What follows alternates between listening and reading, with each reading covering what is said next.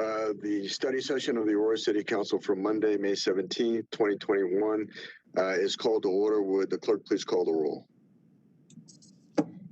Mayor Kaufman. Here. Mayor Pro Tem Bergen. Here. Councilmember Berzins. Here. Councilmember Coombs. Present.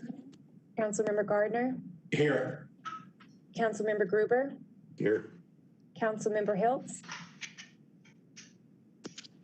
Councilmember Hiltz contacted me and she's excused. Councilmember Lawson. I believe she might be trying to sign on right now. I just received an email, so I think she's trying to get on right now. Councilmember Johnston. Here. Councilmember Marcano. Present. Councilmember Murillo. Present. There is a quorum. Okay. Announcement for the call-in line. Thank you for joining tonight's Aurora City Council study session. If you're listening on the phone, please note public comments are not taken during study sessions. The phone line is in listen mode only. The City Council welcomes comments from residents at regular council meetings on both matters appearing on the agenda and during public invited to be heard. Sign up opens at 6 p.m. on evenings of regular council meetings. No mayor's update, issue update, consent calendar. Is there any objection to moving item number 2A through 2G forward of the consent calendar? Nope. Seeing none, then item number 2A through 2G will move forward. Would the clerk please read the title, item number 3A? Item 3A is the creation and composition of the Veterans Affairs Commission ordinance. Description by staff. Yes, sir. This is Jamie LaDuke with the Human Resources Department, and the Aurora Learn team oversees the Veterans Affairs Commission. And in doing so, we have the commission has decided to include some additional groups into their ordinance. That includes active military members, reservists, and guards members, as well as the Department of Public Health, as well as NOAA, that have also been recognized by Congress to receive veterans benefits. Oh, very well. Is there objection to move? Is there any discussion on item number 3A? Is there, Councilmember Gruber? This may be an oversight because I think we added the Space Force to the Veterans Commission earlier. But as far as the ordinance itself, the draft ordinance in our package, it says, for the purpose of this section, uniformed services of the United States shall mean either the United States Army, the United States Marine Corps, the United States Navy, the United States Air Force, the United States Coast Guard, the United States Public Health Service, or the Public Health Service Commission Corps, or the National Oceanic and Atmospheric Administration Commissioned Officer Corps. It does not include the Space Force. Like I said, I think we added those or added the Space Force earlier. It seems to be an oversight. I'd like that corrected on this draft ordinance. Okay, very well. Staff, does that, so was that, this is an ordinance, was that amended? Was the ordinance amended to reflect Space Force, or let me ask staff if that's necessary? Yes, Mayor, Dave Lathers here. Councilmember Gruber is correct. We did add Space Force last year. It had not yet been codified, so when we pulled this up to look at it, and when the chairperson had pulled this up to look at it, he was not looking at the most recent version because it hadn't appeared in the codifier. I will add Space Force to this because it should be in there, and have it corrected when it's presented to council at the regular meeting.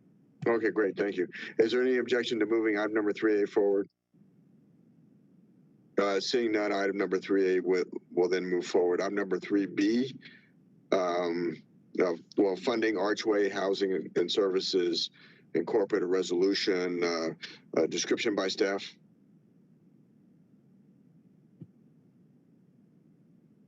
Mayor, do you mind if I do all three of these together? This is B, C, and D. This is Rodney Milton, Community Development Manager. Is there any objection? for combining 3B, 3C, 3D together? Seeing none, please proceed. Absolutely. So each one of these represent funding from our CDBG COVID dollars. This is for Secure Cares, funding for Rocky Mountain Welcome Center, and funding for Archway Housing and Services Resolution. Very well. Is there any objection to moving item number 3B, 3C, and 3D forward? Mayor? Mayor Pro Tem Bergen. Yeah, no objection. I just have a question on Archway housing. Oh, please proceed. Okay, so I noticed in the budget it had $1,000 for field trips. Can someone explain what that would be?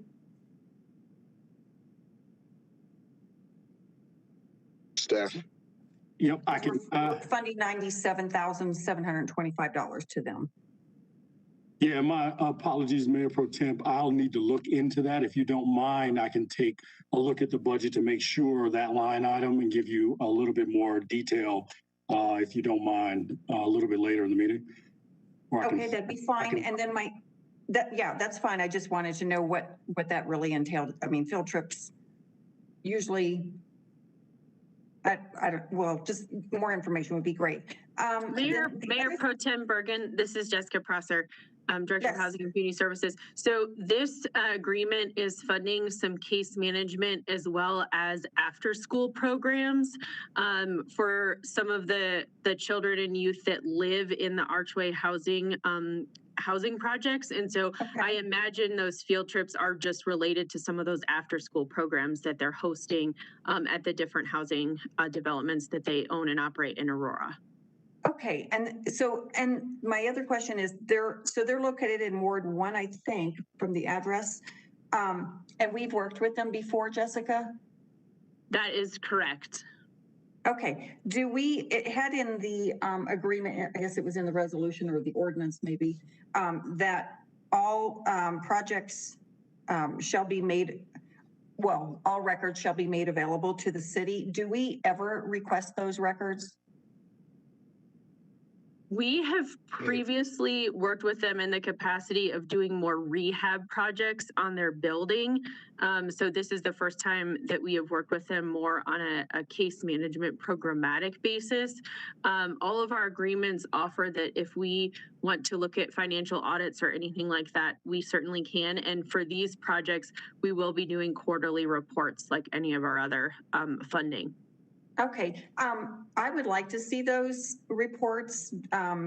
It says that they shall be made available. I would like us to request those, and not just from this organization, but from all the organizations. I think I've asked that before, but I've never seen those. So I would appreciate having those made available. I'm sure it's a really great organization. Just like to know a little bit more about what they do.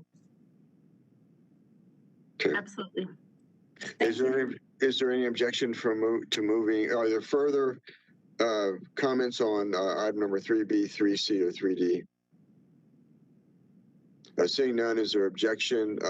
Mayor, I'm sorry, I do have one question because I think please proceed.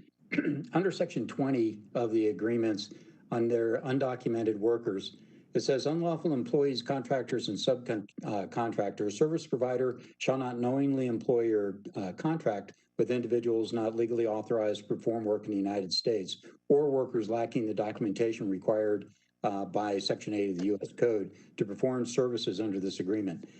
What it doesn't say is that the employers will use E-Verify or do some, take an action to determine the documented status of the workers. Is that an oversight, or is that new, or should we add that? Maybe I'm asking the city attorney. Mayor? To staff first. Mayor, this is Tim Joyce. Well, please proceed. Yeah. Councilmember Gruber. The language in the undocumented worker clause is language you've used before. It used to be called the illegal alien clause, but with the governor changing the statute to unauthorized worker, we kept everything the same as it was before. You can't use the e-scribe system before you hire someone. You have to use it afterwards to determine if they're eligible workers. So that's what the state statute requires. So we're mirroring state statute. Okay, so if I could follow up on that, is that, should we add something in there that say, following hiring that the employer will use E-Verify? Mayor? Mayor? Staff first, and then I'll go to members. Well, I'm just trying to provide Staff information. first. Staff first to answer Councilman Gruber's question. He has the floor right now. When he's done, then I'll go to other members. Councilmember Gruber, please proceed. Well, So, that was the question is that should we add something that following hiring, the employer will use E-Verify to determine and ensure the status of the workers? We can add that, but it's implied in the agreement that after you determine that a person is not authorized to work, you can't maintain employment with them. So it's already implied. It's not specifically spelled out, but we can add that language. Well, okay, but again, to follow up, is that what I just read says is that the employer cannot knowingly employ, but there's no action that said, oh, by the way, employer, you have to check. So that's my concern. So Mayor? I understand. And the staff response first. yeah, I apologize. I do want to notify bring clarity to the fact that under 20, the C section limitation, service providers should be prohibited from using either the federal E-Verify program or the Colorado Department of Labor Department program procedures undertake pre-employment. I do believe there's some language within there. I believe it's B. I'm sorry, I was reading the wrong section, and if you want me to read that out loud, I can. Councilmember Gruber, you finished? Let me read this a second. Yeah, I'm sorry, Councilmember. Okay. It's 20B. Bravo or Delta? Bravo. Okay. Okay. I'll come back to you, Councilmember Gruber. Councilmember Combs. All I was going to say is that the language requiring the use of E-Verify is in literally the next clause. Councilmember McConnell. That's also what I was going to say. Thank you, Mayor. Further discussion? Seeing none, the question before us is there any objection to moving 3B, 3C, 3D forward? Seeing none, 3B, 3C, 3D will move forward. Update from item number 4A, update from Denver International Airport. Staff. Thank you, Mayor. This is Luke Palmisano. I'm going to turn it over to Crystal De Herrera, who is our Executive Vice President, Chief of Staff with DEN. And if staff could give Rachel Gruber the access to share her screen, she has a presentation. Please proceed. I'll go ahead and get going while Rachel loads up the screen. First, I wanted to say thank you, all of you. We really appreciate the opportunity to be here tonight. And, one thing I will say, and a commitment I want you to hear from me, is that you will see us numerous times. This is obviously an important issue for all of us and all of the citizens and constituents we represent. So I want to make sure you hear directly from me that we're committed to coming back to meeting with all of you as much as we need to throughout this process so that you all get the information that you need. So there's two main things I'm going to cover tonight. I'm going to talk about how DEN is doing coming out of the COVID pandemic and how we're really accelerating the recovery there. Obviously, jobs, workforce, all the opportunities for our cities really matter. And so I want to make sure we're sharing that information with you so you guys have good information on that. Secondly, we're also going to talk about the 7th Runway Project and dive deep on those issues. But I wanted to start out, as I said, with a thank you. We are neighbors, and we want to make sure that you guys have the information that you need. And we know that noise in particular is a very tough subject for all of us. And we want to make sure we say how important it is to us that as we do this process, which is going to span over several years, that there are many, many opportunities for you and your constituents to weigh in so that we can make sure that this is done right in a way that works for everyone, and we can really focus on the opportunities and the jobs and the intercoordination between our two jurisdictions that this creates. So with that, let's jump in. The next slide, please, Rachel. So as you can see here, coming into 2019, DEN was booming, right? We had just under 70 million annual passengers. We're the 5th busiest airport in the US, 16th in the world, and we had an extraordinary domestic hub. You look at 2020 and you see how those numbers were basically cut in half. But there's some interesting trends here. So while our passenger traffic went down to just shy of 34 million, which by the way was about what it was when the airport first opened 26 years ago, you will also see how we are outperforming many other airports, both domestically and around the world. So we went from the 5th busiest airport in the US to the 3rd busiest airport. We went from 16th in the world all the way up to number 7. And so what does that mean? That means that DEN, even though it took a hit, that DEN is faring far better than most of its domestic and global counterparts. We're going to talk about why. Let's go to that slide right now, Rachel. So as we were looking at COVID, we were paying very close attention in the beginning of 2020, even before COVID came over to US shores. We were watching very closely what was happening at the Asian airports. We were looking at Changi and what was going on there. And we started to look around the table at each other and say, this is different than SARS, this is different than Ebola, we have to get ready. And if it doesn't happen, we're prepared, and it doesn't matter. If it does happen, we're ahead of the game.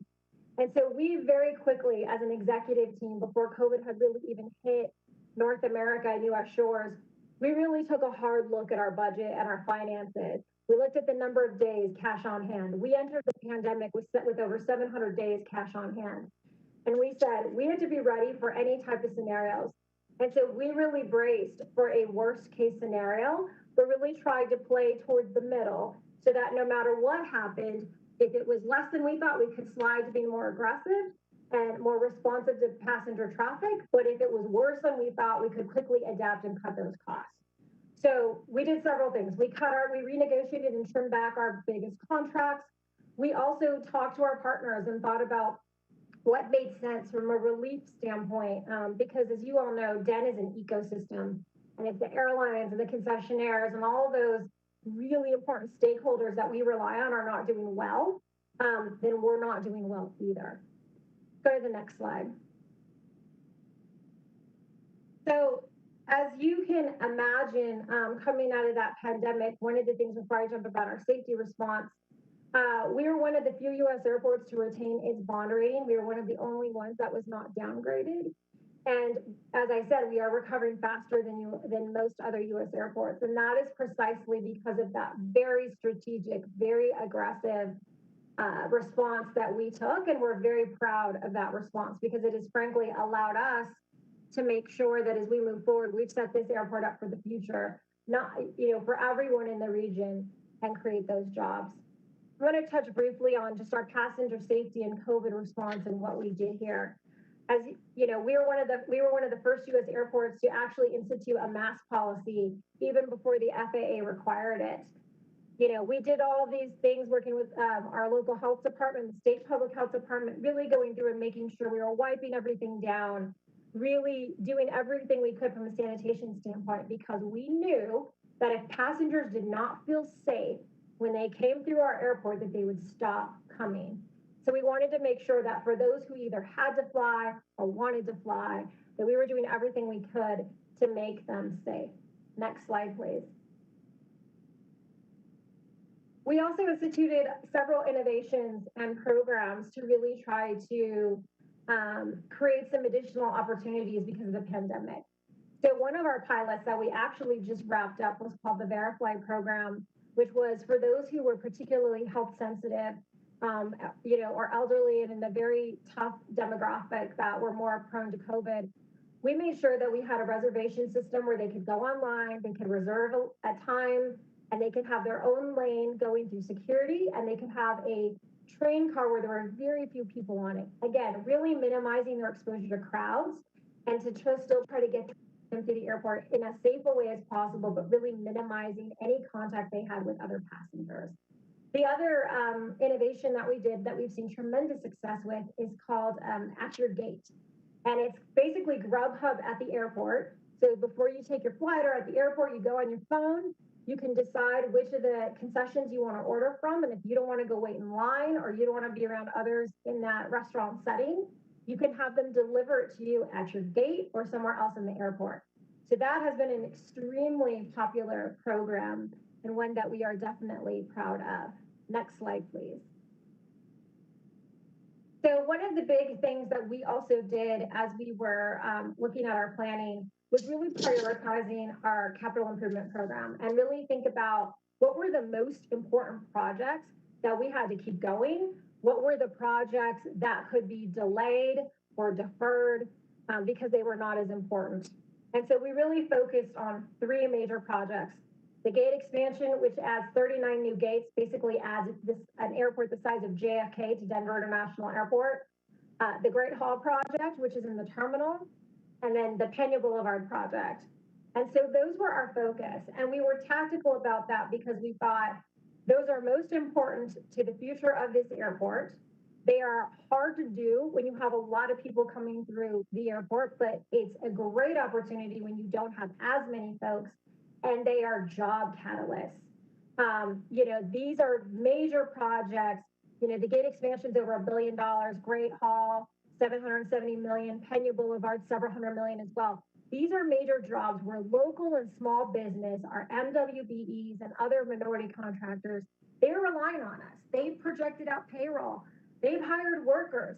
They're relying on these projects over not just this year, but over the next few years. And so we felt our responsibility to the region, to these jobs, to these constituents, to these workers to make good on that promise of work and to keep them going.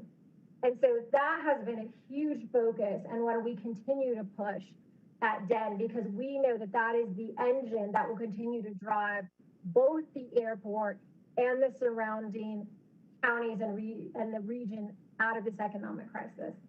Next slide, please. I'm going to talk a little bit about the Great Hall project. As many of you heard, it's a $770 million project. Many of you think about this as this was a project we always did for the security of the airport. As you all know, when you walk into Denver now, it's a bit of a fishbowl. You can look over security people waiting in line, and you haven't gone through security yet.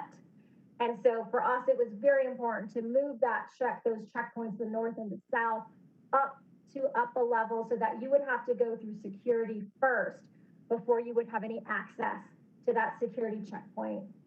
We thought that was incredibly important.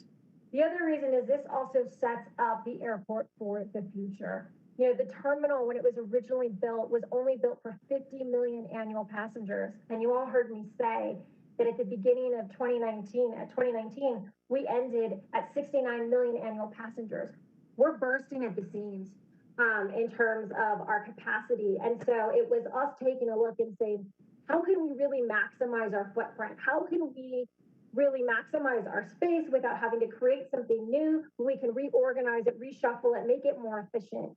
And also by doing that, we can allow more people, we can open our doors to more people more comfortably in a safer way and really meet the demand that we're building on the back end of the airport with the 39 new gates, the first of which just opened this past November.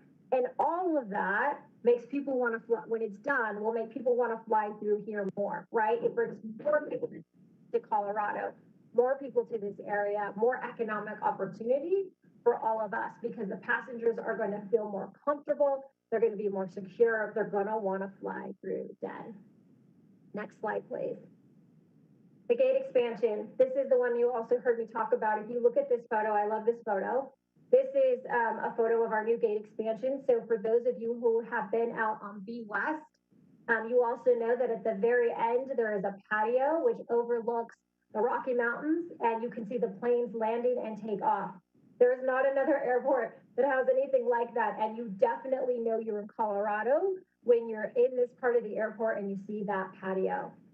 So as I said earlier, this is a $1.5 billion program. We're adding an airport the size of JFK to the airport. And we've got approximately 1,000 construction workers every day on site. Lots of companies, lots of small businesses very involved in this project. And so they mentioned new restrooms, new signage, new conveyances, new gates, and it's on time and on budget. And again, critical to the airport's continued growth. Next slide, please. So with that, I am going to take a minute here just before I turn it over to staff to talk about the 7th runway and just say, again, we know there's a lot of information out here. We are happy to come back.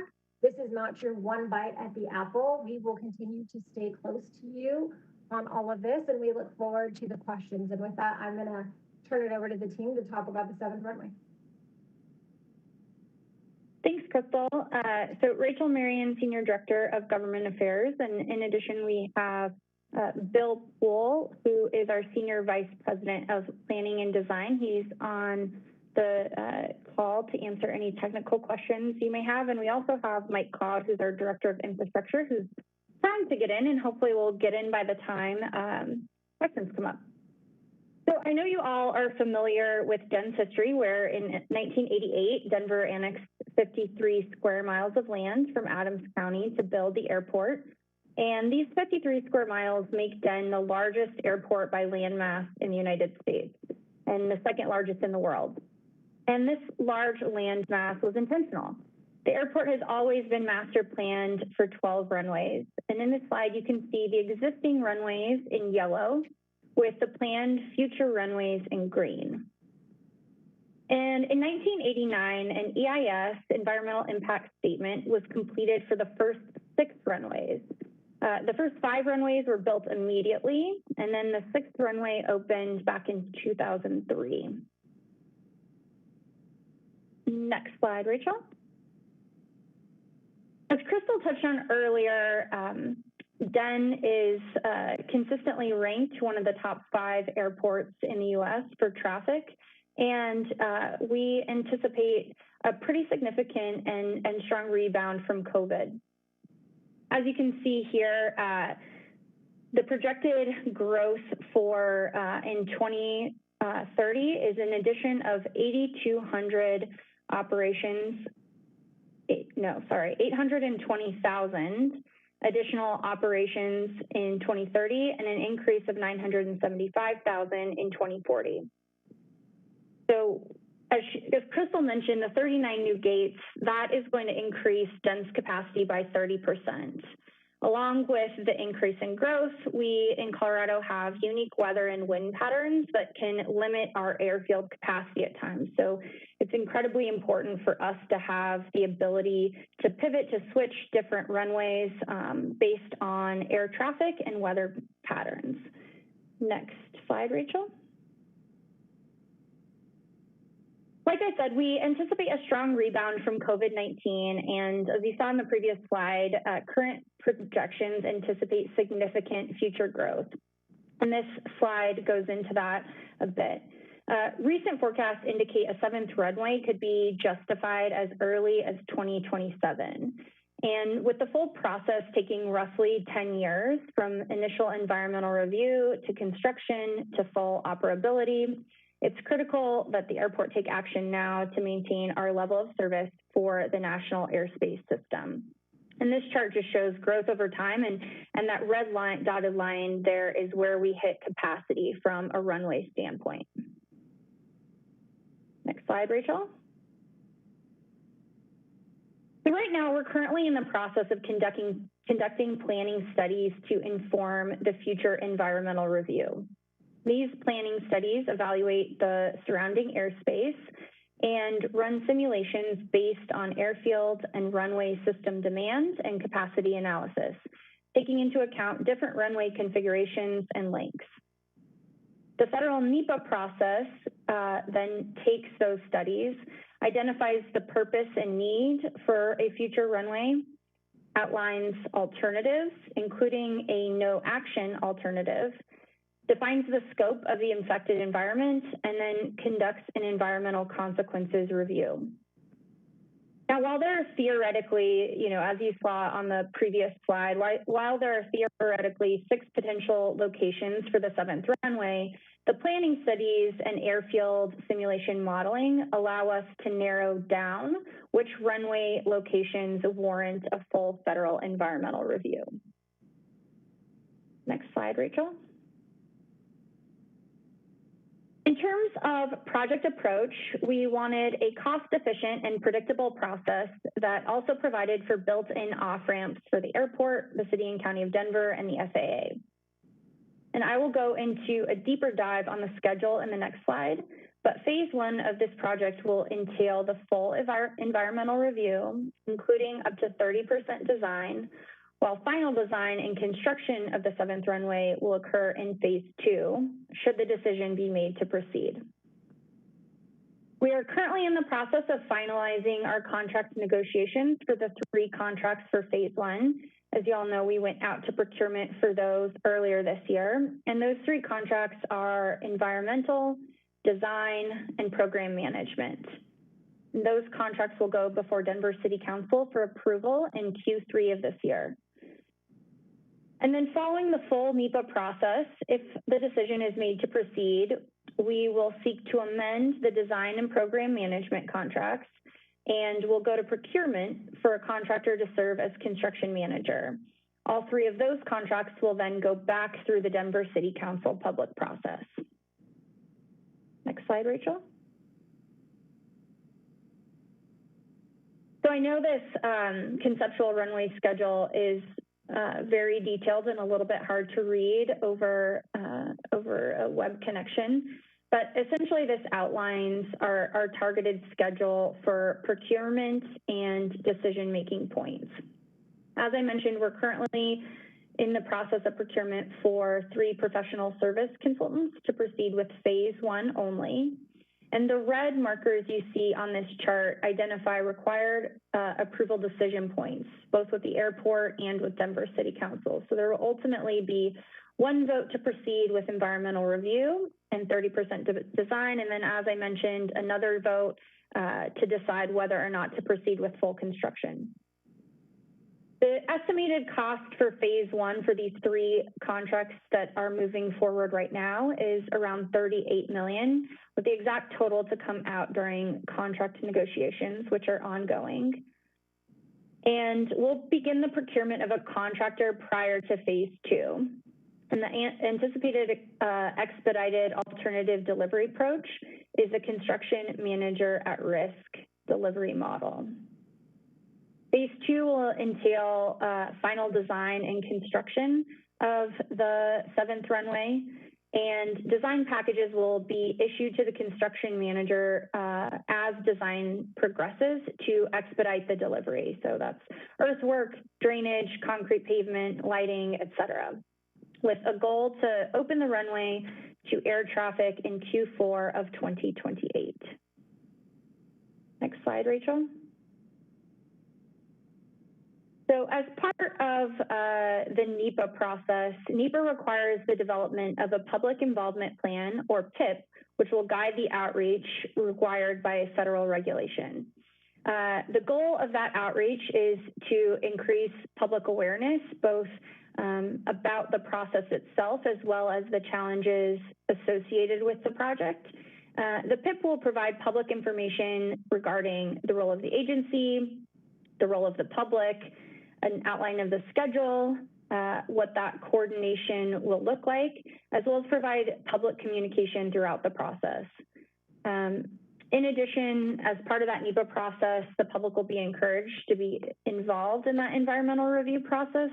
And that review process will include, obviously our neighbors, you all in Aurora and Adams County, Commerce City, Brighton, but even extending as far as Rocky Mountain National Park, Boulder, it'll be a pretty significant, robust environmental review process and public engagement.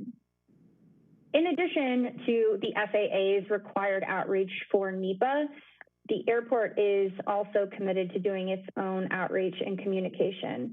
So something that I've been offering, when we met with our congressional delegation, when we've met with Denver City Council, if there are ever community meetings that you would like us to come and speak to, while we do want to create separate distinctions about what the role of the FAA is and what the role of the airport is through this process, we're always happy to provide information, come to community meetings to the extent that that is useful for your constituents. So with that, I know I'm confident we have questions, so I will turn it over to you all for questions. Questions of presenters? I have one. Mayor Pro Tem. Can you talk a little bit about the Inland Port Initiative and how that might work with Aurora? Sure. So I think the Inland Port, my understanding is the Inland Port Initiative, I think was started up through the World Trade Center with the goal of bringing more cargo operations to the region. I know we frequently get questions about cargo operations at DEN, and right now, the only reason that we really have not had more significant cargo operations at the airport to date is really a market driven reason, that there just has not been the demand to have that type of operation at the airport. Any of our 6 runways today could be used for cargo operations should that market need exist. We are seeing, you know, I think one of the businesses that COVID-19 was friendly to was Amazon. So we're certainly seeing a growth around the country of that type of development in and around airports, and are certainly welcome.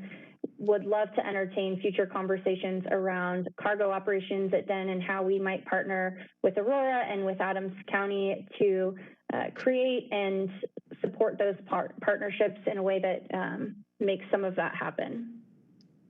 Yeah, I would just add, it's a market we continue to watch closely and are happy to continue to explore and see if there are opportunities that make sense there.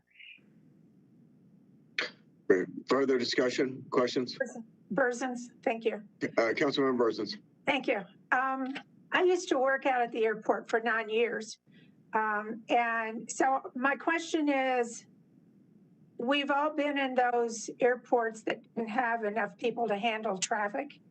And when you're talking about the addition of gates, the addition of runways, do you have any idea how many jobs that's going to bring into the airport?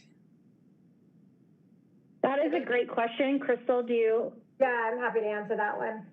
So that is obviously something we're tracking very closely, right? Knowing that the 7th runway is probably something that is about 10 years out, but certainly the 39 new gates, that is much sooner, right? That is in the next few years.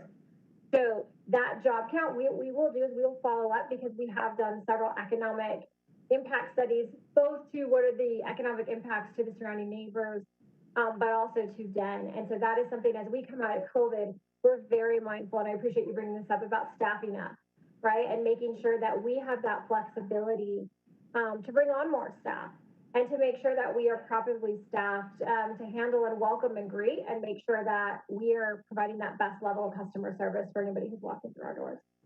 And can you tell me the 39 gates, are those spread between A, B, and C, or is it going to be? Yes, they're all spread. They are, and I'm happy to come back. The gate program reports to me directly, so happy to come back and talk in more detail about that project. But those additions, so if you think of the concourses, it's about extending the ends of each of those, so A, B, and C. Great, thank you. Thank you. Further questions? Councilmember Coombs. Yeah, so obviously we've had some issues around residential development and potential impacts with the build out of that 7th runway. So how is this process and the community engagement addressing those concerns about potential residential development and noise? So I'm happy to kick this off, and then Rachel, you can jump in, and if we need to have some of the technical folks weigh in too, if there's a more specific answer, happy to do that.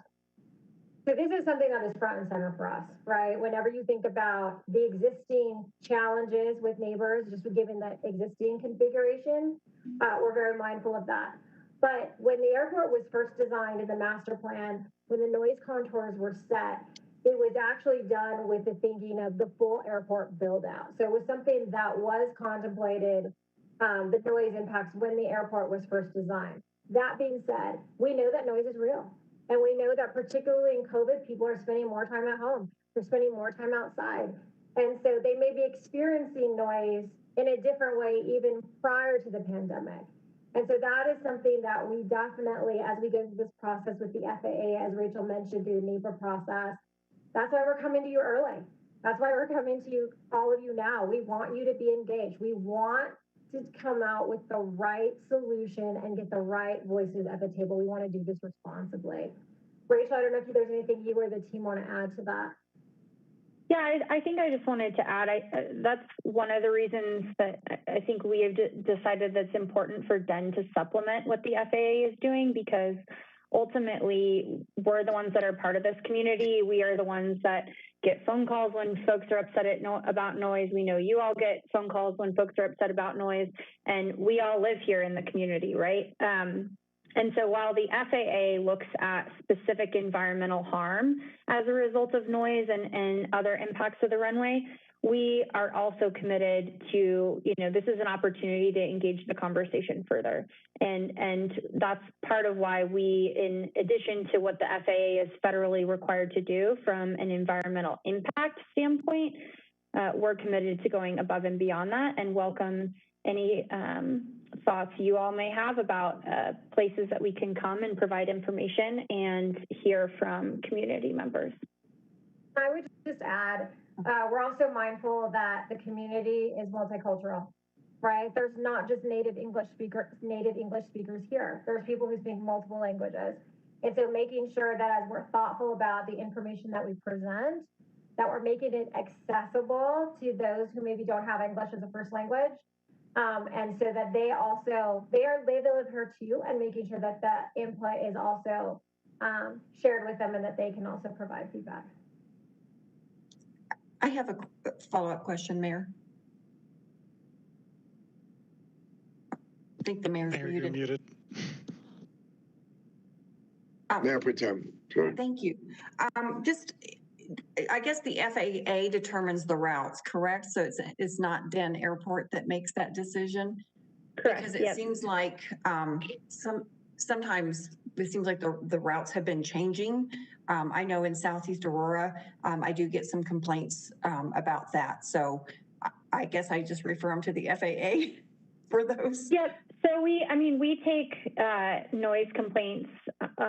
We're happy to receive them. So if you send a note to Rachel Gruber or myself, we are always happy to respond to any constituent that has questions about increased traffic over their property. Sometimes it is a random day where weather or certain runway changes result in increased traffic, and sometimes it is because the FAA has permanently changed the airspace and how those routes fly over people's homes. But what's cool is we have all of the technology at the airport to look into, okay, at noon on Monday, right above Councilmember Bergen's home, what was going on, and so we can see which flights are going, what was going on that day. And sometimes just being heard out in that way, it doesn't solve the noise problem in that moment, but providing that information and hearing that constituent oftentimes is enough to make them feel better about it. So yeah, we're always happy to be that resource. We get the jets from Buckley and then the commercial airlines. But I do want to say thank you to your team and to Rachel Gruber. She's reached out to us. And I do appreciate this new partnership where we're really getting information from you. So thank you. Councilmember Lawson, did you have anything? No, okay. Further comments, questions? Councilmember Johnson. Thank you. Yes, I wanted to echo, thank you, Crystal and Rachel. And Rachel, you've always been good communicators with information. And I also get a lot of calls, mainly because not necessarily even the number of routes, but it's the timing. they're getting earlier and later. But it sounds like based on the question answered to Mayor Pro Tem that is an FAA issue, Rachel? Yes, so the FAA sets the routes and defines the airspace. Sometimes I also think, as Crystal mentioned, with obviously we lost a lot of flights last year, and so now flights are picking back up where flights used to exist in 2019 and then fell away for a lot of 2020, but you still have folks at home during hours that they are not used to hearing flights. And so I think there's a little bit of that happening, plus I never noticed the A-line noise near my house until I did, and now I notice it all the time. So there's also a little bit of that dynamic that happens. But again, we're always happy to look into what the specific circumstances are. And it's kind of fun, like we can even create maps that show, it was a flight from Denver to Salt Lake City that came above your house at this time. And so anytime you have constituents that want to reach out directly, we're happy to have those conversations. Okay. And Mayor, may I have one more follow-up, please? Please proceed. Thank you. And then I just wanted to see, because I get questions, I know should know this answer, with all the growth that's happening and closer to the airport, the special windows or glass for addressing sound, is that something that the builder is completely responsible for? I know that they will pass that on, of course, to the home buyers. Is that a partnership with the airport? And what's the radius for that extra sound, addressing sound in new construction, and even existing construction, if all of a sudden there's increased routes that do have a greater impact maybe than the original mapped area? So that's a super technical and complicated question that I think I'm happy to connect with you offline. Yeah, we can follow up. It depends on, is it within, what part of the noise contour is that, residential building within? Did when was the residential building built? Has noise increased as a result of airport operations, or, a whole myriad of things that get plugged in to say who's responsible for that noise? Or is there a separate, I know in Aurora, we have special agreements with, for example, West Side and High Point, that it is their responsibility to do certain things with regard to notification, providing notice and mitigating noise. We have other similar provisions in Commerce City with a school that's being built, that school needs to have mitigation measures in place for noise. And so, long story short, it's complicated, but I'm happy to provide you with additional information about what all goes into that. Thank you.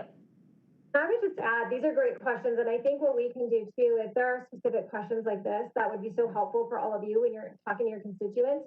We're happy to put together like a fact sheet or just something that you guys have and can either have at your, have in your offices when people call, or include in a newsletter. We're here to help. And so if that's helpful to you, we're more than happy to do it. Further questions or comments?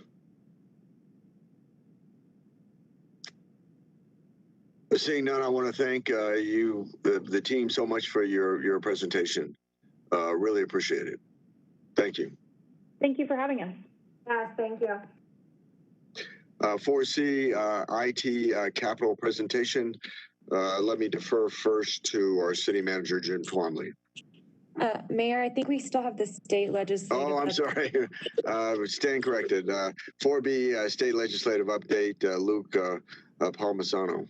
Thank you, Mayor. Good evening, Mayor, members of council. Luke Palmisano, Intergovernmental Relations Manager here with the city. As you said, presenting a state legislative update. The FSIR committee did meet on Friday, April 30th, took action on 5 bills of note.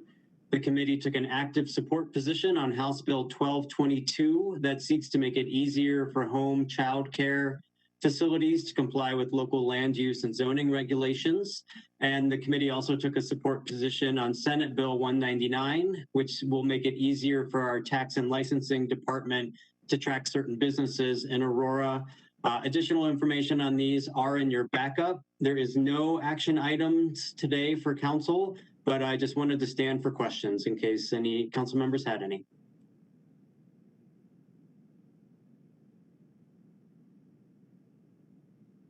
Questions of staff? I have one on the, Mayor Pro Tem. oh, thank you.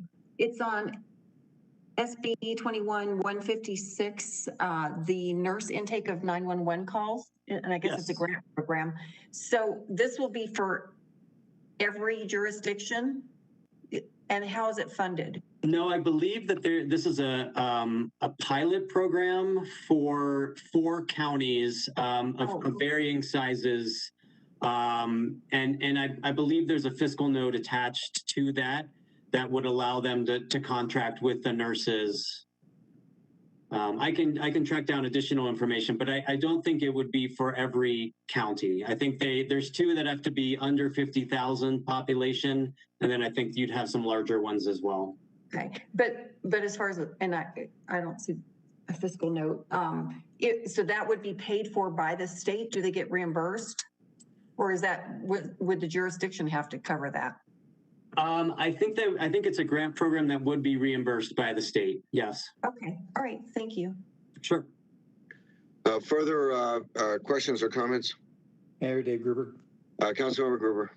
Luke, a quick question on Senate Bill 62. I understand that Senate Bill 62 was killed and that they've recreated it as Senate Bill 271 with some of the felonies removed, 2 of the most egregious felonies removed.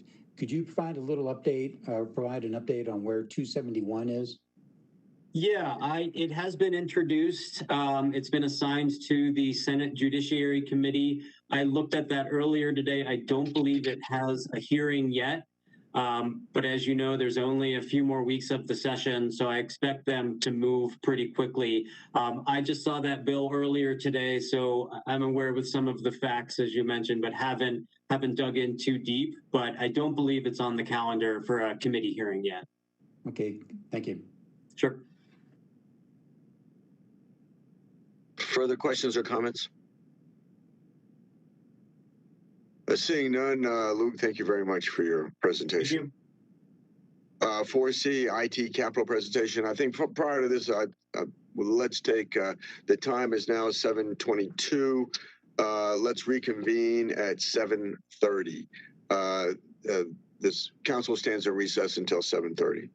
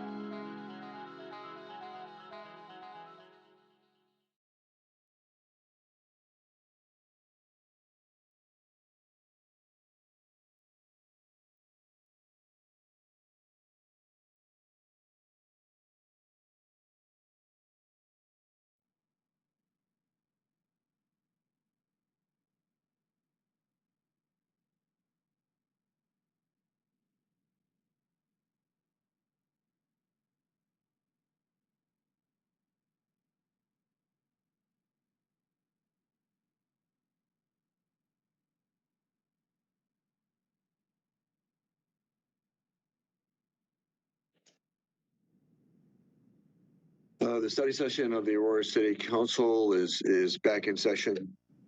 Item number 4C, IT capital presentation. City Manager Jim Twombly.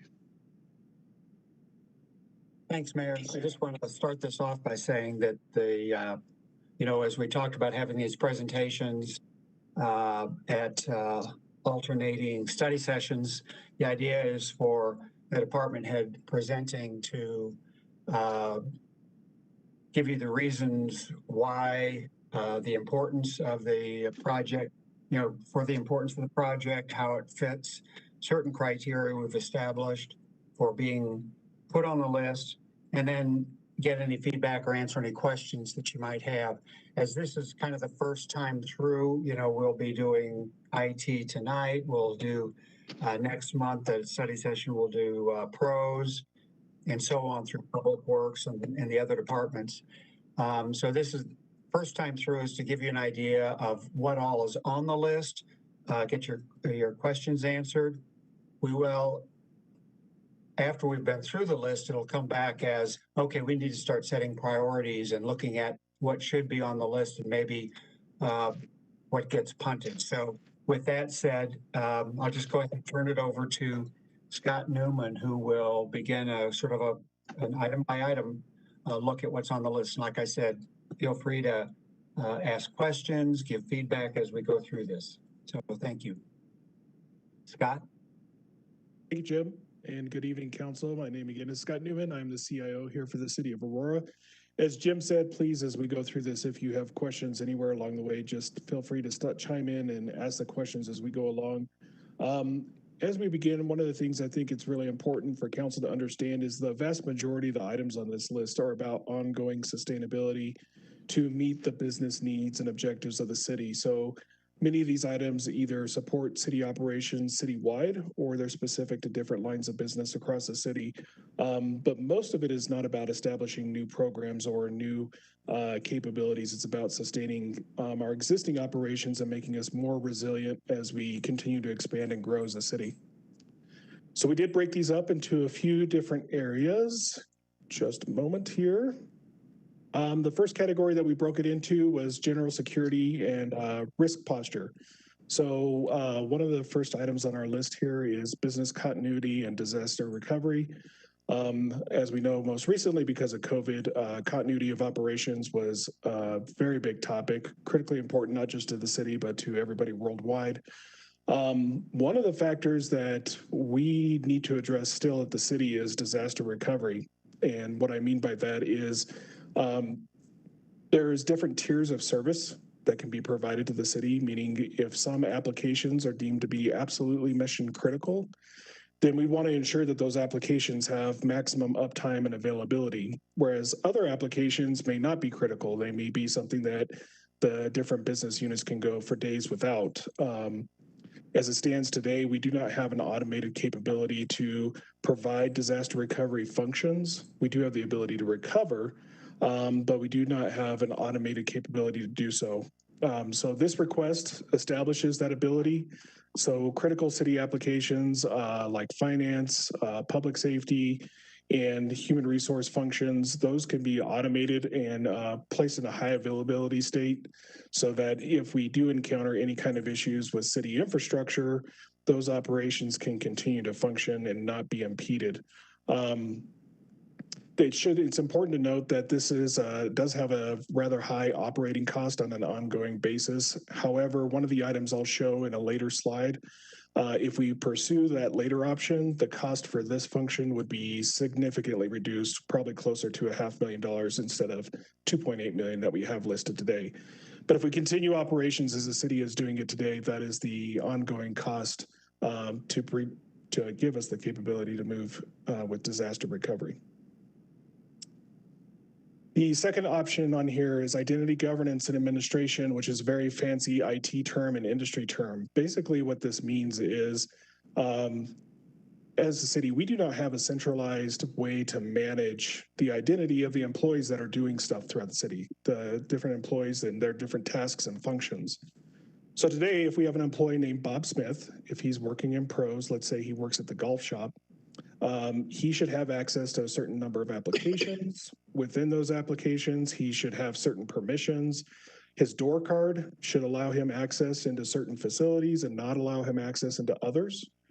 If Bob were to change jobs and he were to, let's say, migrate over to work at one of the water treatment facilities and a function there, then all of Bob's permissions have to change. Bob has to now have access to different applications with different levels of access. His door cards have to be changed. Today, over the vast majority of city applications and our physical security controls, the door card system and others, all of that is done manually today. So we have over 500 applications in use by the city today, and some of those are centralized, but the majority are not. So what that means is when Bob changes roles, it takes a great deal of time within IT to change him over, to give him the new permissions that he needs. It takes time for facilities to update the physical security controls to give him access to where he needs to be and to remove access from what he shouldn't have. That may seem like not such a big deal, but this is actually a pretty big finding and has been an ongoing finding with our financial audit year over year. One of the big aspects of that is, of course, there's a risk to that. If Bob were to either voluntarily leave the city or if Bob was to be terminated, today there are just a number of applications we have to go through and manually remove Bob's access to those applications or remove his access to the physical security controls. And that's a risk from an auditor's perspective. That is a large risk. And this has been an ongoing finding for a number of years. We have partnered with finance for the last few years to try to come up with the best solution to address this finding. It really comes down to the centralized system. The centralized system would span across everything that we own at the city from a technology perspective. So if Bob were to leave with the click of a button, Bob's access is deactivated citywide, both on the virtual systems and the physical systems as well. And likewise, if Bob were to change jobs or to be promoted or demoted, we ensure that his level of access is controlled as it should be based on the job function that he's performing. And if I feel like I'm going fast, so again, please, if you have any questions, let me know. Our third item on here is electronic documents. So essentially today we have a very old system that was put into place a number of years ago. It's supposed to be the central repository for electronic documents across the city. Today, throughout many departments, we still have paper files, paper copies in file folders and file cabinets across the board. And then also we have a scattering of information across a number of different systems, whether it's SharePoint or Teams or what we call the file shares that store information for the city. There isn't a central repository to just hold that information. Part of the reason that this is fallen behind is that the system that we use today was bought out by another vendor, and that vendor is notoriously expensive. They like to nickel and dime for any functions and features. So it actually became cost prohibitive to try and upgrade the system we have in place. This would actually modernize the system, give us a new system with additional capabilities that would include the ability to do electronic workflows.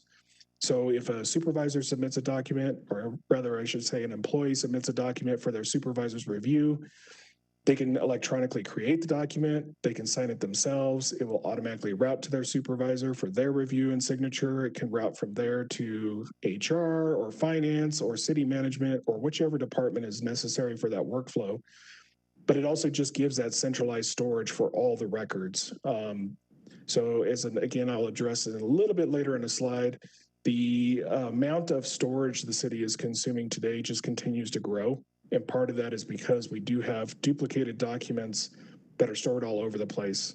So having this centralized system will allow us to have one place to store all of those, control the costs. So we know this is the authoritative place where those documents are stored, and everybody in the city knows that's where they should go to look for it, just like a central library, instead of keeping copies all over the place. Here, I have a question. Mayor Pro Tem. Yeah, I want to ask it now because I'll forget because you've got a lot to cover. So we currently do not have this capability, is what you're saying, to store electronically? We do, Mayor Pro Tem. It's just in multiple different locations. So we have some storage through Microsoft SharePoint, some through Microsoft Teams, some through OneDrive, some through on-premise file shares that we maintain. This would actually allow us to consolidate and place those all into one storage medium. And is that through Acela or that's something totally separate?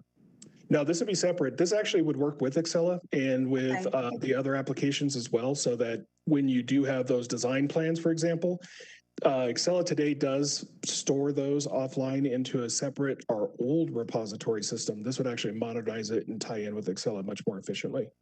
Okay, thank you. Sure. Mayor? Councilmember Coombs. So it sounds like this would actually provide some cost savings as well. Is there a way to get a sense with each of these kind of what the cost savings would be, since we just see what the actual cost of the improvement and operations are? Absolutely. We can go back and conduct that analysis and we can provide answers probably by the next study session where PROS presents. We'll probably be able to pull the data back together by that point. Thank you. Sure. One other item I just wanted to briefly touch on this as well is, again, because of COVID, that also makes this a lot more important. Again, as I mentioned, there's a lot of documentation of files that are in paper files, paper folders. So having that central repository allows the city employees to access the information much more quickly. And as we continue to provide services to the citizens, they could actually self-serve and gain access to that information through a modern system like this as well. The next one on the list is eDiscovery and Quora. So today we have just a large volume of Quora requests and legal holds that come through, and not just to the IT department. The city legal department processes a large volume. City clerk does as well. So the problem with this, though, is that there's not a centralized system to actually help manage that Quora process. There's a hodgepodge that all the departments have pulled together over the years based on the time they receive the Quora request, how they want to process that, how they want to handle it. That adds to a lot of time and overhead. It adds to the time it takes for city staff to process the request and be responsive to the citizens or the agency making the request. So this request would actually allow us to modernize on a better platform to centralize that workflow. So all departments that are trying to process Quora can use the same tool and try to better manage the workflow and speed up that process and responsiveness to the requests. So specific to security and risk mitigation, the subtotal right here, 1.7 million initially, the 4.5 or 4.0 million ongoing thereafter. And any other questions on this tab? Okay. Our next categorization is around infrastructure, and again, about maintaining good infrastructure that we use throughout the city today. Specifically within the network category, with CARES funds, we were able to do a really good job. We were able to replace a lot of the core network infrastructure that is used throughout the city. Of course, this is very important. We would not be able to meet exactly as we are now. Nobody would be able to do any of their job functions without the network. The network is fundamental to any IT operation. So using those CARES funds to replace a lot of aging equipment throughout the city was really good. It got us in a much better position. This request actually allows us to establish a program so that we can replace that equipment on a recurring, normal basis. We spent close to $2 million of CARES funds in this initiative because the equipment was so old and was so outdated. And rather than look at a one-time large cost to replace it all at once, this would establish an ongoing program where a number of devices would be replaced annually. So we spread out the cost over a number of years instead of in a one lump sum at one time. The next area, again, very critical as we're doing operations today, is the internet performance and remote service delivery. So when we designed the city network years ago, which includes the internet connection, nobody at the time envisioned that we would be doing so much remote service delivery, so many teleconferences, so many teleworkers. And we know that there's going to be increased demand for additional virtual capability from the citizens as we go forward. So this request really allows us to optimize the network. We need to increase its capability and its capacity so that it's more resilient. It can stand up to issues better than it can today. Just this morning, we had a network outage that impacted the entire AMC for about a half hour. But if we were able to replace the equipment that we use on site and augment its capabilities, then we'd actually have automated failover. So there would be no more single point of failure. Business operations continue unimpeded, and we wouldn't have any impact on the employees or the citizens that are trying to interact with us. So this is an initial upfront cost, specifically to purchase and procure the equipment that we would need to provide that resilience and capacity, and then some ongoing costs that go with it to continue to support it as it expands going forward. Specifically under communications, today we have a number of sites throughout the city, close to 38 different sites that there is no carrier capacity to provide network access. What I mean by that is CenturyLink and Comcast specifically do not have a presence in that area to connect the building, or they would offer to construct it for us, but it's extremely cost prohibitive to build out that network connection. So what we've done over the years is we use microwave connections to transport that data from those facilities back to the main city network. With CARES funds, again, did a really, really good job. We were able to get 34 of those 38 sites replaced using CARES funds. We simply ran out of time and funding under CARES to get it completed. So this would allow us to button up and finish the last remaining sites that weren't addressed by CARES to get them converted over. The specific sites that are still lingering, the equipment that they're running on is over 10 years old already. So at any point in time, they could potentially fail. And when you replace these specific devices, it's not an overnight replacement. It typically takes anywhere from 3 to 4 weeks to receive the equipment, another several days to install it.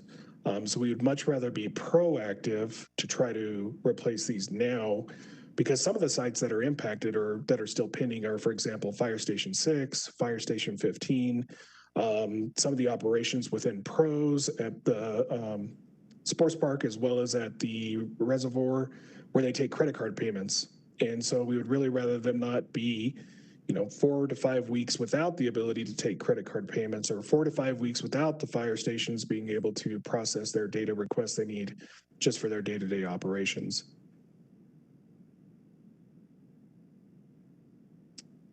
And moving on to the next. City broadband. So there's a lot of different flavors and capabilities around this. Our initial look at this was really to support city operations. And by that, what I mean is, again, today we do pay carriers for our service connectivity to a lot of the buildings throughout the city. I shouldn't say a lot of, the majority of our buildings. And we spend over $500,000 annually paying Comcast and CenturyLink for that service, just to provide connectivity from those different facilities back to our data centers at the AMC. What the original proposal would be is to pull fiber that would directly link city facilities together, so we no longer have to pay the carriers. But in addition to that, the traffic department in Public Works also has a need to replace the communication equipment that they are using for traffic signaling. So in order to do so, we worked with Public Works to do an estimate to say if you were to replace your communication equipment with fiber optics along the main arterial sections, as well as some of the collector streets, how many linear feet would that be? Along the same way, while we were addressing the traffic signals, any of the city facilities we passed, we would also interconnect with fiber at the same time. And that's where we arrived at this number. Obviously, this is a very large number, and it's not something that would happen overnight. If we were to try and take on this type of project to this scale, it would probably be the better part of 10 years or a little bit longer just to build out the fiber to all those areas. So this is a very long-term project, long-term need. But one of the things we would be able to do is, again, we can now service rec centers, we can service the libraries, all of the traffic signals, the city buildings, and any of those city facilities along the way where we provide access. We would provide expanded access to the community through the guest Wi-Fi network. So again, under CARES funds, we were able to expand guest Wi-Fi access throughout the AMC campus. So anywhere on the campus now, anybody can access that for free. We would look to do the same thing if we were to provide access to other city facilities, as well as just expand that accessibility. But really, this number is specific to just meeting daily city operational needs. Again, the data connectivity needed for the IT systems they have to get to, as well as some of the traffic control needs and the operations for rec centers, libraries, or other community buildings that we use throughout the city. Mayor?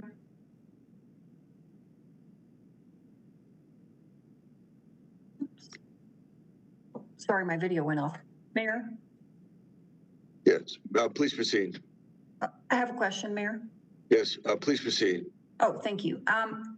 On the operational cost, you have 450,000. That seems really low. Is that really more for the traffic signals, the city facilities? Is that what that number is for?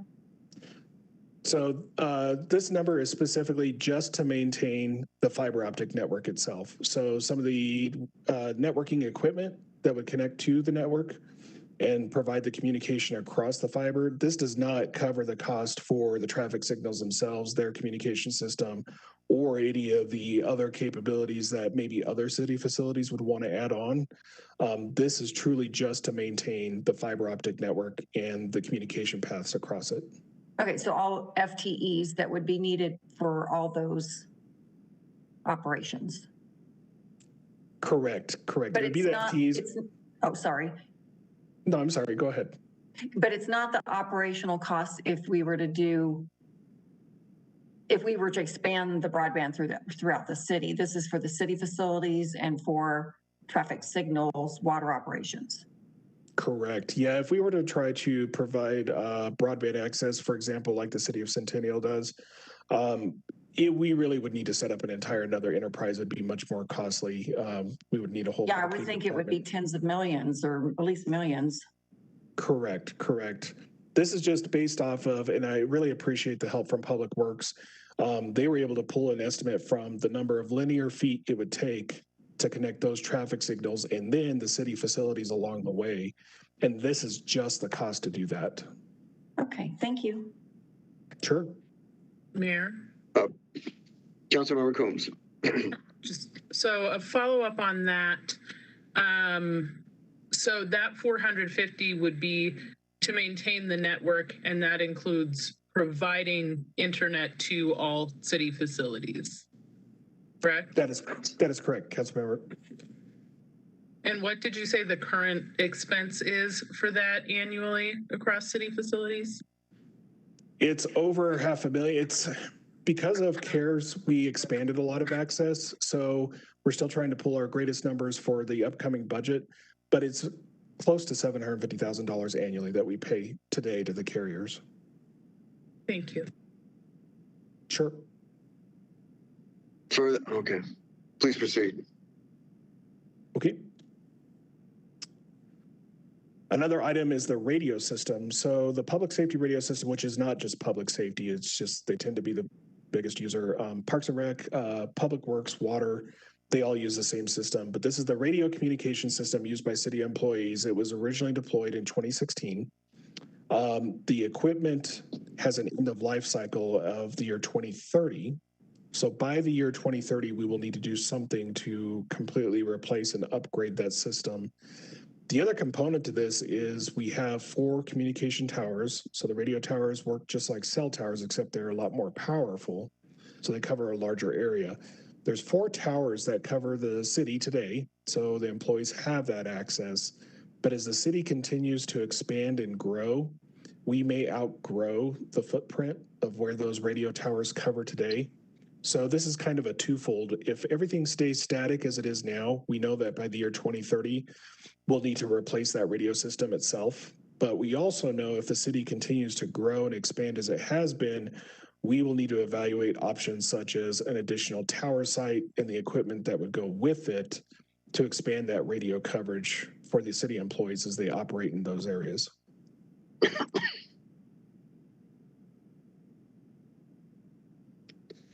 Okay. The next one is cloud infrastructure. Now, this is the one that goes back to what I mentioned in the first slide, disaster recovery, that disaster recovery had an ongoing operating cost of $2.8 million. If we were to move forward with this option, the ongoing operating cost of disaster recovery itself would be closer to $500,000, probably a little bit less. Cloud infrastructure gives us a lot of benefits. First off, I will say that today we have 2 data centers that we use to run all of the different systems used by the city. And that requires a whole lot of equipment, requires storage capacity, requires processing capacity, a lot of virtualized servers, but those are all maintained on site in our 2 different data centers. Well, the equipment that we use today over the next 4 years at different stages will be due for replacement because, again, they've reached the end of their useful life. When we do that, we will spend almost this exact same amount of the $1.7 million that we would if we were to move to cloud infrastructure. Cloud infrastructure actually gives a whole lot of benefits over the on-premise infrastructure. First off, by the nature of being in the cloud, it's much more resilient. We have the ability to distribute the workload and the requirements across different data centers. Honestly, we would not go worldwide, but throughout the United States. So if we were to have any single catastrophe, it should not impact operations because it could be picked up and moved simultaneously or almost instantaneously to another data center somewhere else in the country. The other big benefit of this is time to deployment. So today, because our equipment is on site, from the time that we place or submit an order through purchasing to get a purchase request, get the purchase order issued, submit the order through the vendor, get the equipment on site, get the equipment installed, it's usually a 12-week lead time. So we have a very large project right now that is being held up for this very reason. We are out of capacity. We need to have additional server capacity. And it's going to be another 6 weeks before we receive the hardware to do it. So cloud infrastructure gives us the ability to be much more nimble and much more responsive. Literally within a matter of 1 to 2 days, we can stand up the infrastructure that is required for whatever that program or project is and immediately deploy people onto that system, as opposed to today, the 12-week lead time that we have for the expansion. And again, the cost is very, very close to what we would pay if we were to replace the equipment that we have on site today. So based on the additional resiliency and the additional responsiveness, we really believe that moving to cloud infrastructure would be the best course of action for the city.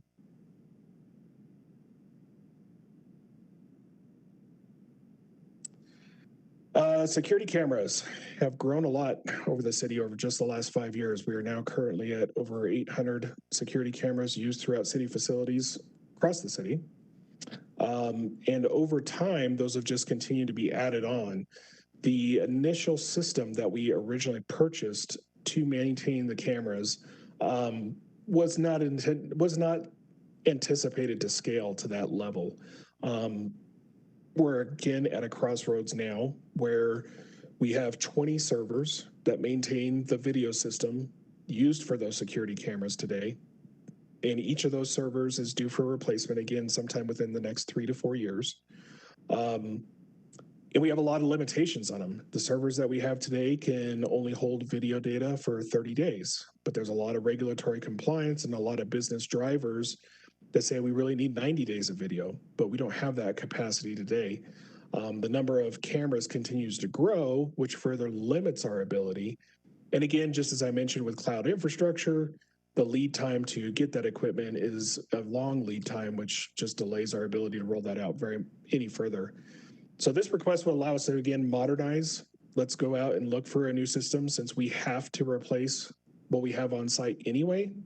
We would like to take that as an opportunity to go out and do research and then eventually do an RFP to select a cloud-based provider that would give us, again, that flexibility. We can add storage on demand. If we know we're going to have a critical incident of some kind, we can retain the video longer. We can add more video much more quickly, or add more camera capacity much more quickly. We can extend the retention period for, instead of 90 days, we could say we need it for 120 or 180 as a short-term need based on whatever the circumstances are. And today we just don't have that capability with the equipment that we have on site. So again, just based on the fact we know we have to replace what we already have, we'd like to use this as an opportunity to really find the best solution to meet the needs of the city, not only now, but going into the future. Mayor, is Councilmember Lawson? Councilmember Lawson. Scott, I just had a question, and I don't know if this fits underneath. I'm just putting it underneath. I'm going to ask this question because it's based on infrastructure. You may be talking about it later, but what are you investing in terms of cybersecurity, cyber attacks to the infrastructure of the city? As you know, that's a critical issue. So is that going to be embedded in this infrastructure piece? As I think it's important. Especially with a lot of people are offline, we're doing remote work.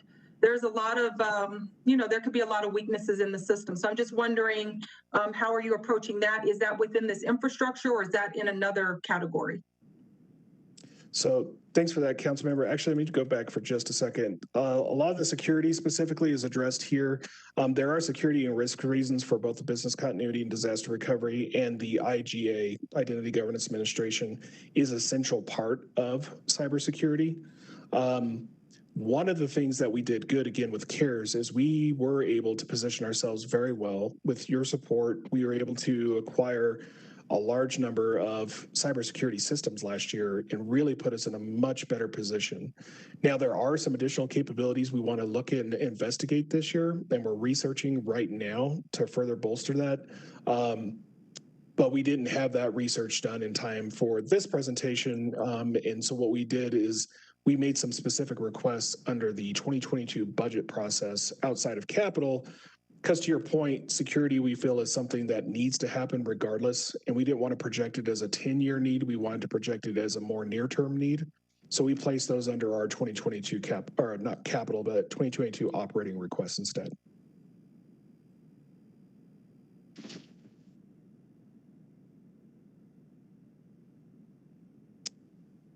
Okay, last one on this category is just laptop replacements. Again, with your support using CARES funds, we were able to replace a lot of laptops and deploy a lot of laptops to folks last year, but we still didn't get to everybody. If there were a lot of folks that had older laptops, and we were in such a scramble to get laptops in the hands of people, if we prioritize laptops for the people who didn't have one. But now part of the problem is that some folks are operating off of laptops that are already 6 or 7 years old. So we bought extended warranties at a low cost. But all those warranties cover is if the laptop finally dies and is no longer functional. What we'd like to do is use the funds to continue to deploy laptops. Again, it makes the city more resilient because now staff have more flexibility on where they can work and what they're able to accomplish. And they're not tied to a desktop behind a desk someplace. So this request would allow us to continue the deployment of laptops and spread that out and put us all in a better position of telework and remote service delivery both.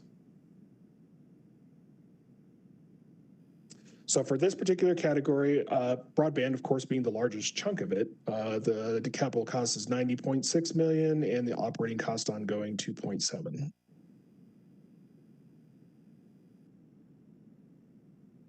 And our next slide is specific to applications and data. So today, the city, our first request is asset management. The water department has used a product for a number of years by a company called Infor. And they are very, very happy with that product. It not only provides them asset management capabilities, but allows them to do work order tracking. So, for example, if a specific pipeline has a expected life cycle of 20 years, they can project it out. They know what the capital cost would be to replace that when its life cycle is due. Or if it has an out-of-cycle break, they know exactly where that asset is located, and they can track those repairs and the ongoing costs of that. What we would like to do is actually expand that same capability across the city, because today that's the largest asset management system that we have. There's a lot of smaller one-off systems used by departments, a lot of different departments throughout the city. And so we really want to try to push to standardize on a single asset management platform that would allow everybody, again, for the city, for a planning perspective, if we had a single platform to show where our assets are, what their expected life cycle is, what the cost was originally when we bought them, what we expect the cost will be when it's time to replace them, it should help provide a centralized view of just the cost of asset management for the city from a budget perspective and a forecasting perspective both. Today, again, it can be pulled, but it's from a variety of different systems and they don't all contain the same level of detail. So this would give us that one system, one source of truth to pull what does the overall asset inventory look like for the city and what is the expected life cycle and cost to maintain those and operate with those.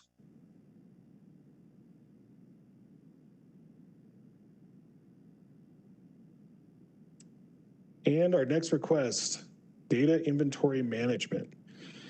So again, Councilmember Coombs, to your question earlier, or actually I apologize, I think it might have been Mayor Pro Tem, but we do have data sprawl everywhere. And every one of us, including myself, I will admit, as a CIO, I'm guilty of this too. We all do this, right? We get a copy of a file, we decide to share that file with somebody else. We email it to them. They store a copy of that file. Then somebody else stores a copy of the file. And next thing you know, we have 20 or 30 copies of the same file that are sitting different places. The files themselves may not be that big, but 20 or 30 copies for each file starts to add up. And what this does is it increases the amount of storage that we have to use at the city just to store the file initially. But then it actually also increases how much storage we need for the backup because all this information is being backed up. And it's being backed up 3 times, 4 times, 5 times, 10 times. What this tool would actually do is it allows us to go out and do an assessment to say, how many files do we have that are the exact same file and where are they stored? And can we centralize them instead of 20 copies? Can we get it down to 1 copy? And have that stored in a centralized place where the people who need access to it can get to it. This would include the online platforms like, again, SharePoint or Teams, because we're paying for that storage, whether we pay for it on site or in the cloud, either way. The other aspect of this that's pretty important is the regulatory compliance. So again, if we know that we have a file of a certain type or data, that may have regulatory requirements around it. It may be something that should only be retained for 5 years because it's something under state law is defined that needs to be purged after 5 years. Or it may be something that we shouldn't be holding on to at all. Maybe it's something that has personally identifiable information that shouldn't be stored and not stored in a file. It should be stored in an application. Same with criminal justice information. We shouldn't have 40 or 50 copies of police reports on different computers. They should be stored in a centralized location so that we have control. And we know then that we can tell the auditors and the regulators that, yes, we know for sure that we're containing the data, only the people who need access to it have it. And we're not sprawling copies of that data all over the place. That actually becomes very important with legal holds in Quora as well, because we need to be responsive to those requests and say, yes, we know for sure we have identified every place this data is stored, or we don't have data that's responsive to your request. So this tool would really allow us to consolidate that effort and give us cost savings, but allow us to meet the regulatory compliance needs as well.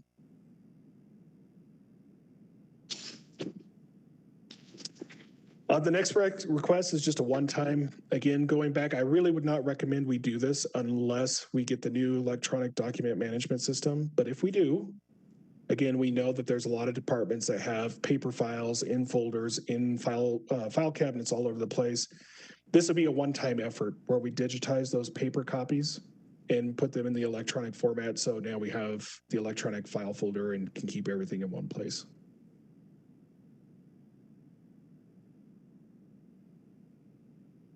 Another item is data analytics. This is more specific to smart city initiatives. Again, today we have, among those 500 plus applications that we use throughout the city. Each one of those is collecting and gathering data, right? There's a lot of things that police gather data about, that fire gathers data on, water, public works. And within those specific applications, they may have some analytical capability. It just depends on the program that they're using. But we don't have a centralized way as a city of saying, I want to see all the costs that go into over the life cycle of the maintenance of a roadway, for example. And that maybe there's data that Public Works may have, there's data that pros may have, there's data that based on their consumption and their use of it, the police and fire departments may have. We don't have a way of pulling that all together into a single view because it's data stored and scattered across multiple systems all over the place. This data analytics platform would allow us to consolidate again. So that's my recurring theme for the night, consolidation. So we'd be able to consolidate again and have the ability to access that data from multiple systems and gain value out of the data. One of the things that's very well known in the technology industry is that we literally store gigabytes of data on a virtual shelf someplace that it collects dust. So we may not need that data initially, but on top of that, if we do, part of the reason it's not used is nobody's aware that it's there, or they're not aware what its value is.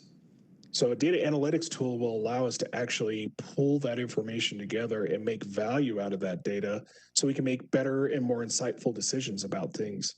If we know, for example, on the roads, that some of the roads are used 80% more today than they were 10 years ago, that may help inform our prioritization of the road structure.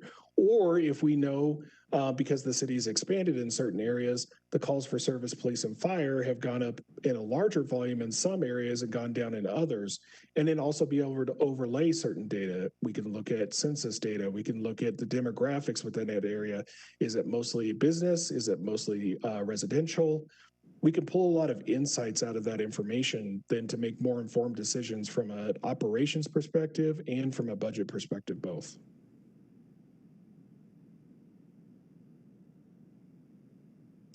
Another tool under Smart City is customer relationship management. So today we have 13 different applications used by different departments across the city to kind of manage their interaction with the customer. Some of those, each one of them has different capabilities. Some of them may be as simple as Scott Newman called me at this date and time. Others may have a lot more information. Scott Newman called last time he called. It was about an issue he had with a permit. He works for XYZ company. And this is the contact information we have on file for him. But again, because we have so many different systems, we don't have a single platform. So Scott Newman may call it to the 911 center and ask for police for something, and we can query the 911 center's information to find out about Scott Newman, but we can't query to find out Scott Newman's interaction with the planning department or with the permitting center unless we ask those departments. So a centralized customer relationship management system will allow all the city departments to come together. So whenever Scott Newman is interacting with somebody, there's a record of it, and we can see this is the last time he's interacted. This is what the type of information that he needed. This is what we were able to provide him, or areas that we weren't able to provide and address. One of the good benefits of this, there's a lot of good benefits, but one of them, for example, is within the police department, if a case is assigned to a detective, this can do proactive notification. So the victims and those folks that are involved in the case don't feel like they're just forgotten about, right? The system can say, hey, we just wanted to let you know that your case is still under review, that we are still actively working on it, and we'll be reaching back out to let you know when we have access to it. Same with some of the permitting center functions. Hey, just wanted to proactively let you know that you're currently number 40 in the queue. We'll be able to get to you again in a much more timely process later on, but we haven't forgotten about your request. This just, again, provides that single consolidated place so all city functions can be rolled into that, and we can provide a much better level of customer service across the board and allow the citizens themselves or the community to actually be able to self-serve to some extent and look up information they need. They can actually do some registrations for the programs we want to allow them to register for. automatically on their own, or again, just look up their own information. I filed for a permit 20 days ago, and I want to be able to see where it's at in the process. So this just gives us the ability to have a consistent customer interaction with the community anytime they interact with us. And the last one on this specific list, again, smart city is something that has evolved over the years. It continues to evolve. One of the newer terms is intelligent process adaptation, which again is a fancy industry term that just means smart city capabilities as we continue to deploy more and more equipment in the field, being able to gather information from devices in the field to inform our operations, give us historical data that we can analyze, and make better budgetary and operating decisions based on those. Additionally, as we go forward into that capability, having better automated operations. So some of the equipment can actually be more responsive. If it knows that a certain criteria is met, it can actually take action on its own instead of having to wait for human interaction to get involved. We did have originally a study, a smart city study that was completed prior to COVID, and there were a number of initiatives that were identified under that study. We would really want to go back and reevaluate those to see how they still apply in the post-COVID world. But there are a lot of opportunities out there to be a more engaged and interactive city with the community. But I will say smart city really is dependent on the broadband capability, because the devices that are out in the field have to have some method of communicating and sharing their information. And that data analytics tool I just talked about, because these devices will be collecting a lot of information, and we need some kind of tool to actually analyze that information and make some good use out of it. So this specific category, just under 7.6 million for the initial upfront, and then ongoing would be about 2.2 million. So I know that is a lot of money, and it looks like right here, just under 100 million in capital. Again, broadband's a big chunk of that, the majority chunk of that, ongoing operating of 9 million. But here's what I think is the good news. We know that the interim guidance on ARPA funds was released, and we're still going through those. But based on some of the initial responses and some of the early feedback we heard, we believe the approach with the ARPA will be similar to CARES. So we believe that out of everything that I just presented, we believe that these items that I'm showing you here would be eligible for ARPA funds. Now, again, broadband being such a big chunk of it, obviously that $81 million there at the bottom, that would more than use up everything that we get under ARPA. So we know we wouldn't do that. But at least we'd be able to maybe do a small portion to get a start on that process, or start on any one of those projects. We also know that there's the potential of an infrastructure bill that would come out of the federal government. If so, that could fund many of these same items that we have on here, or other grant opportunities that may come along down the road. Planning and development recently made me aware of some grant opportunities there for being able to deploy equipment and technology in some of the emerging business areas that we may deploy here in the city. Which really only leaves some of the other areas out of the items that we don't think would necessarily have a direct tie to ARPA, would really be this remaining $19 million worth. And again, the radio system itself is the biggest chunk of that. The other items are small in comparison. And the radio system was originally funded through a bond measure paid for out of the 911 fund. So before I move on from this slide, are there any other questions specific to the IT needs?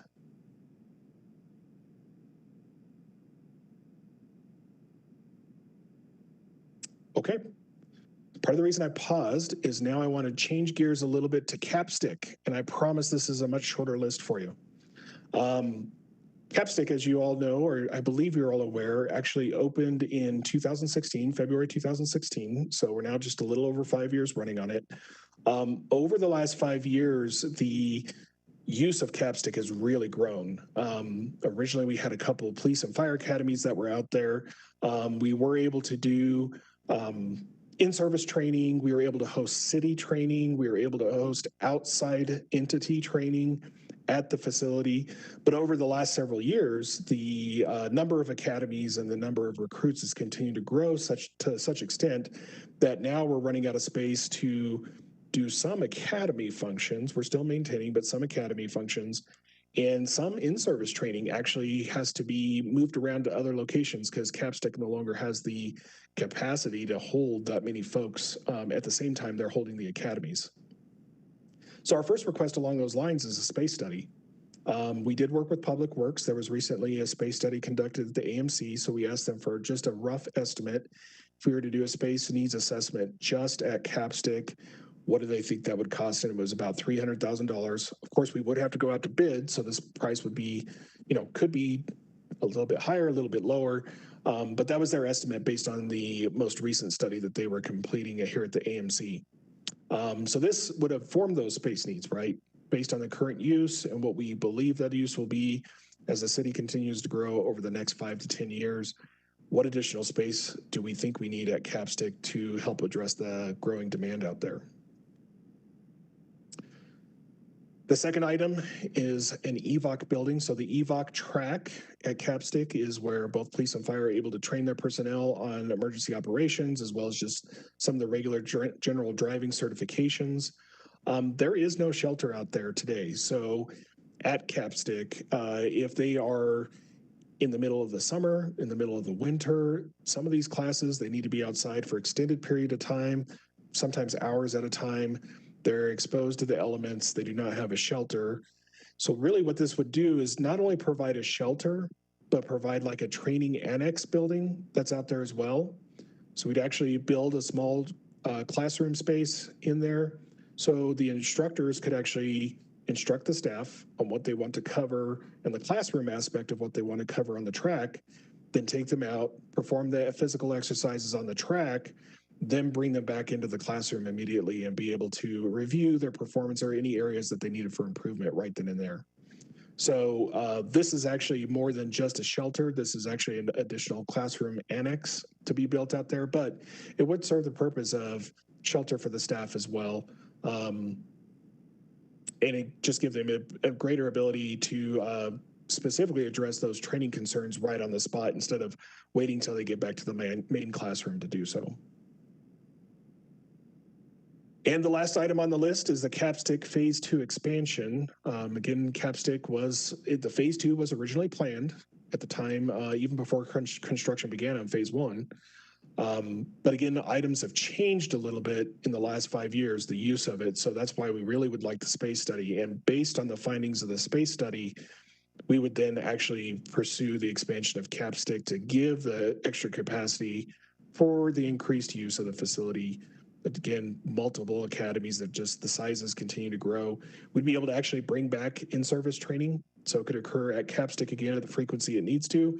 And we could actually entertain city training there as well as some of the outside training use of the facility we could probably bring back over time as well. But today we are simply run out of capacity to do so at the building. So this again was based on an initial estimate when Phase 1 was completed. So based on the space study and then inflation, we would need to see what the actual cost would be going forward.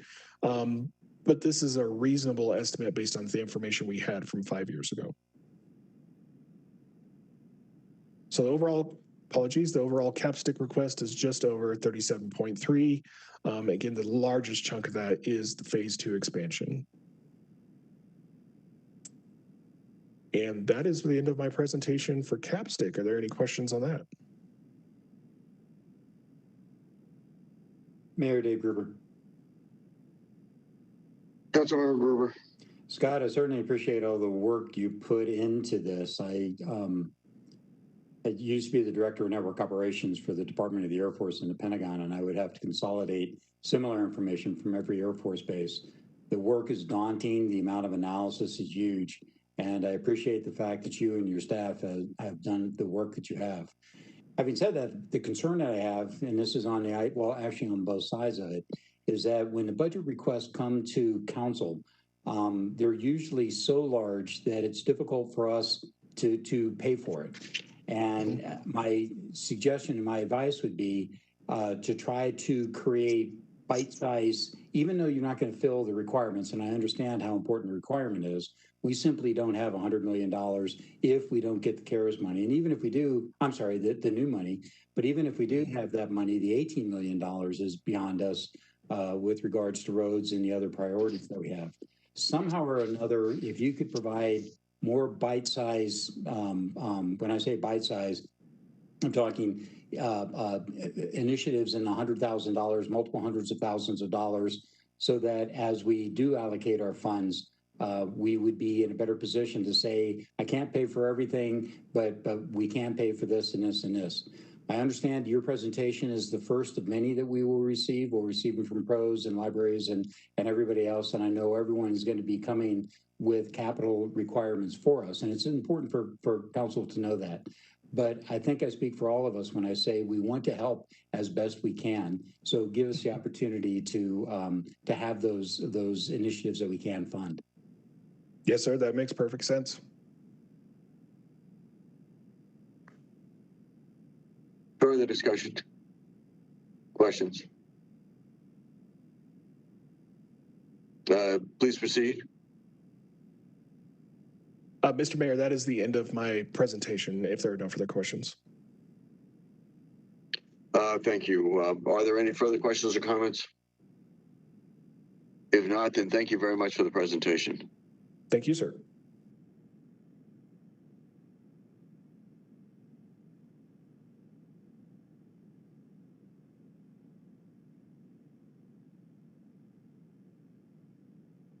Restorative 5A, or restorative justice resolution, Councilmember Gardner, Councilmember Hiltz, Councilmember Lawson.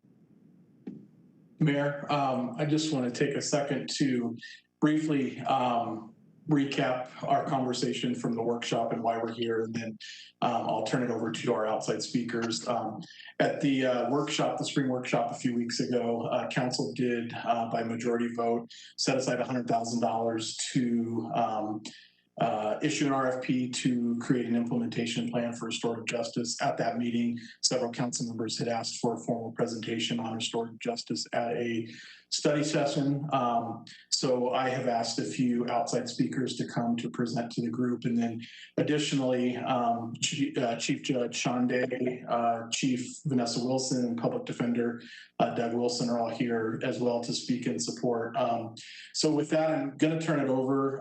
We have Kathleen McGoey, who's the former executive director of the Longmont Community Justice Partnership, and then also Toby Plusinski, who's a police officer with the Longmont Police Department. I'm going to turn it over to them to present briefly on what restorative justice is. And then, like I said, I have a few staff members that would like to speak in support. And after that will be an opportunity for council members to ask any questions they might have. Please proceed. Hi, good evening, Mayor and council members. My name is Kathleen McGoy. Thank you so much to Councilmember Gardner and all for having me, and Officer Plusinski here this evening from Longmont. As Councilmember Gardner just shared, I just completed a tenure of 8 years in leadership of the Longmont Community Justice Partnership, a nonprofit here in Longmont that works directly in partnership with police to facilitate restorative justice as an alternative to the criminal justice process. So I am going to talk through some of the information that was provided in a handout for you all, but I'll just talk through it to familiarize you all with the process that's used in Longmont. And Officer Plusinski will be sharing his perspective from the law enforcement side of things. And then we're more than happy to answer any questions that raises. So the program here in Longmont was founded in 1994, originally by a few educators who were using circle process and storytelling in an alternative educational setting to support students who are at risk of expulsion and suspension. And once that educator discovered restorative justice at a conference, she brought the idea to the then public safety chief, Mike Butler, who has also recently retired from his position here in Longmont, and said, you know, what do you think? Can we give this a shot? At the time when they moved forward, they got justice assistance grant funding to fund 5 programs, 5 restorative justice programs in Boulder County, and 3 of those still exist: Longmont, University of Colorado at Boulder, and the Boulder County Sheriff's Office. Those programs are all still running. Initially, the funding was only for restorative justice for first-time juvenile offenders. So they had no criminal record and they were facing misdemeanor level offenses. Fast forward to today, and restorative justice is eligible for offenders who LCJP refers to as responsible parties, but in the criminal justice system, offenders who may be youth and adults with pending misdemeanor and felony level offenses. So what that looks like in your handout, you'll see a community restorative justice referral model. Referral sources can come from a number of different agencies. In the Longmont model, the majority of cases come from police. So that means that a huge piece of what was happening in Longmont, what is happening, is training of all officers from all departments to make sure that they are all well aware of what cases are eligible and what makes a good case for restorative justice. Essentially, they're looking for 2 criteria. Is the offender taking responsibility for the crime? And is the victim or harm party or harm business giving consent for the process to go an alternative route instead of going to court? The only cases that the Longmont program doesn't work with are traffic offenses, as in driving traffic, and then any case that carries a mandatory arrest, such as domestic violence, sex assault, or an extremely violent crime.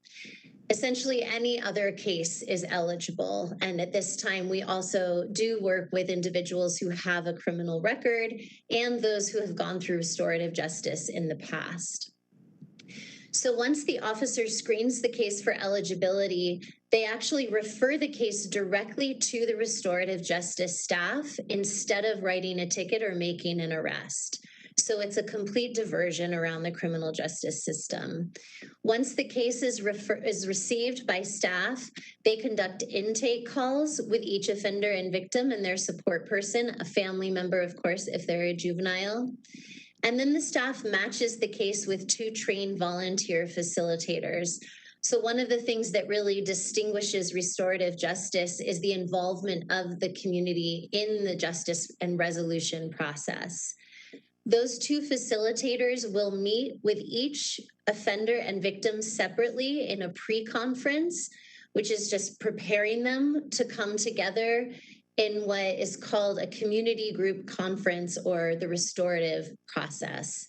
So in that meeting, in the conference, the 2 facilitators are there with each offender and victim and their support person, as well as the police officer who referred the case, and then 2 volunteer community members who are there to represent and speak to how the broader community has been impacted by the incident. That dialogue focuses on 3 main questions. What happened and what can you take responsibility for? So that's the question posed to the offender. Who was affected and how? So every person present, with the exception of the facilitators, talks about impacts. There's a specific point in that conference when then we do what's called the strengths-based process, where there's an emphasis on who the offender is outside of this particular incident. So the facilitator will have interviewed the offender outside the conference to be able to explain a little bit more about their strengths and interests, their hopes for the future. And everyone's asked to keep those pieces of that person's identity in mind as they move into brainstorming what we call repairs. So the group comes together and brainstorms as many ideas as they can for what the offender might do to address the impacts of their actions. This can range from anything from financial restitution to apology letters, community service. Community service has to be directly related to the harms to relationships, so we don't just blanket assign community service to offenders. Also on the repairs can be something to bring the family back together. So often there's been harm to the family unit, a loss of trust. After brainstorming as many ideas as possible, the group will work through consensus and narrow down all of those ideas, typically to about 3 to 5 specific actions that the offender will take to what's called repair the harms. Those actions will go into a contract with a deadline. The contract is typically around 3 months long. And as long as the offender completes all of those items and brings in some kind of evidence to the staff that they've completed them, they won't have any criminal charge on their record and the case is closed. If they don't complete their contract or they reoffend while under contract, the case will get referred back to the referring agency, typically going through the conventional system. You'll see in the handout, LCJP here in Longmont works with approximately 100 to 120 cases per year, involving around 200 to 300 offenders and victims. And 75% of those cases involve youth. Of the cases that go to that restorative justice conference, 90% will be successful. And of those that are not successful, the majority, around 8%, don't complete their contract, and only around 2% will reoffend under contract. One of the other important data points is that participating victims report feeling satisfied with the process close to 100% of the time. And they report feeling that the offender was held accountable for their actions. And finally, another data point before I hand it off to Officer Plusinski, a study was done to look at the recidivism or reoffense rates. While restorative justice is really intended to be a victim-centered process that really meets the needs of those who have been hurt and harmed by crime, of course, there's a huge interest in creating public safety by reducing recidivism and reducing reliance on incarceration. So in 2019, LCJP data was analyzed. We looked at the records of 2,500 offenders who had gone through the program between 2006 and 2019. And looking at those 2,500 individuals, we found that only 3.5% reoffended during that time. And that was, to be very clear and transparent, that was only a study that was conducted of the Longmont municipal data. We weren't able to look outside of Longmont. But looking here within the community, in the city records of Longmont, only 3.5% of those offenders who had completed restorative justice successfully reoffended. So one of the most compelling ways to work with law enforcement I have found in city leadership is, of course, to hear from police officers and leadership about how this works from their perspective. So I'd be so happy to hand it off to Officer Plusinski to talk about his role with restorative justice and the difference that he's seen it make for him in his role in law enforcement. Good evening, everyone. I go by Toby, and I've been a police officer for 7 years with the Longmont Police Department. Before that, I was various security jobs and then also in the United States Marine Corps for 4 years.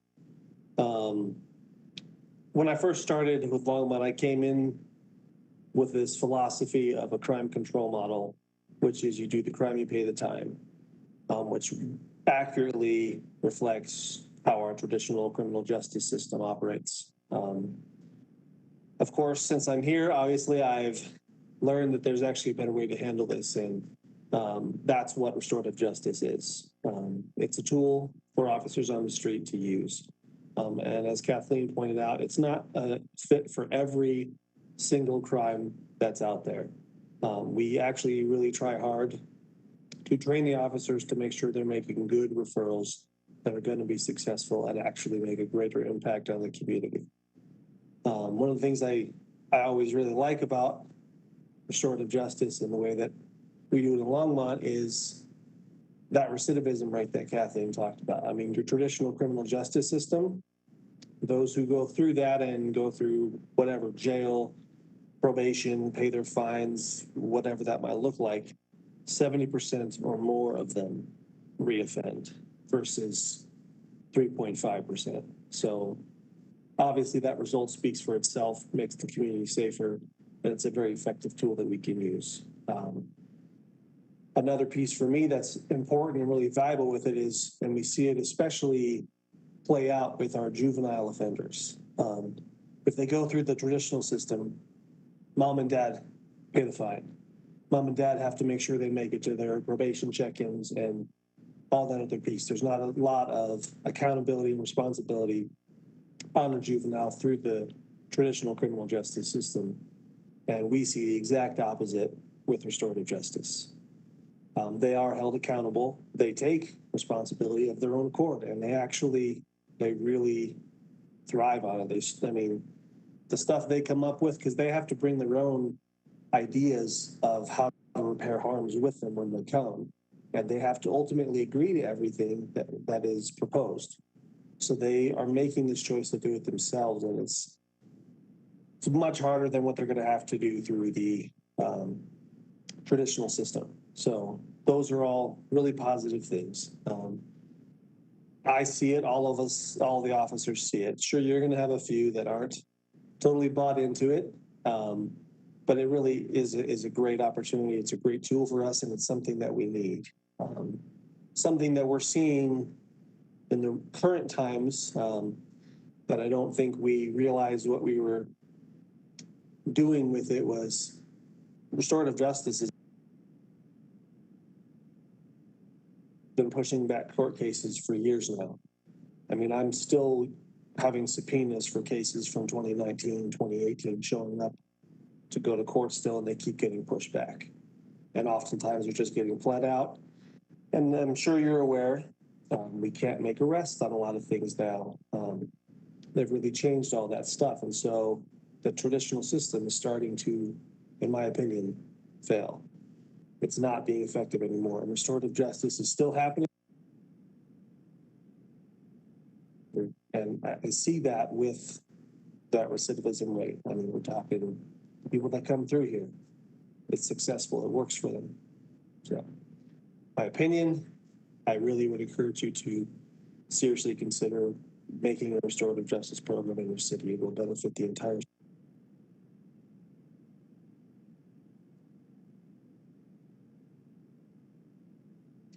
Thanks so much, Toby. I'm wondering if we can pause and see if there are any specific questions, either from you, Councilmember Gardner, or if there's other questions that have come up for folks that we can specifically respond to. Are there any questions? I have one. Mayor Protem. Yeah, it sounds like a really good program. And I guess I'm just, for municipal court, I have two questions. So what type of offenses would qualify? Because I know you said the exemptions were, domestic violence, violent crime, and I think sexual offense. So that's my first question is what does qualify under municipal court? And then B, you said if they don't complete or if they reoffend, then it goes back, so they do get it on their record if they don't complete the program. Is that correct? Yeah, thank you for those questions. Yes, so I'll do the second question first. If someone isn't successful in completing their contract or they reoffend while under contract, then from the perspective of the Community Restorative Justice Program, we refer the case back to the officer, and the officer typically proceeds with writing a ticket or making an arrest. So yes, then someone is charged and goes through their due process. Okay, which is good because then there's a consequence to not following through. Yes. We're given this great opportunity. So yeah. Yeah, that's exactly right. There's a lot of different opinions out there about how to manage restorative justice as a partnership with the criminal justice system. From my experience working really, really closely with the Longmont Police, it's important for the credibility that they have, the credibility in the process and the credibility with the community, that the program has those teeth, so to speak, that the integrity of restorative justice is held up by the fact that there will be a consequence if you don't show up and complete what's being asked of you in terms of taking responsibility and making repairs. I think that you run the risk if you don't have that kind of consequence that people say like, oh, you know, if you get referred to that program, don't worry about it. Nothing will happen if you don't complete it. So that's been my experience, that you really need to have that that formality in case someone isn't successful. But we also are really pleased with the success rates that we see. Sure.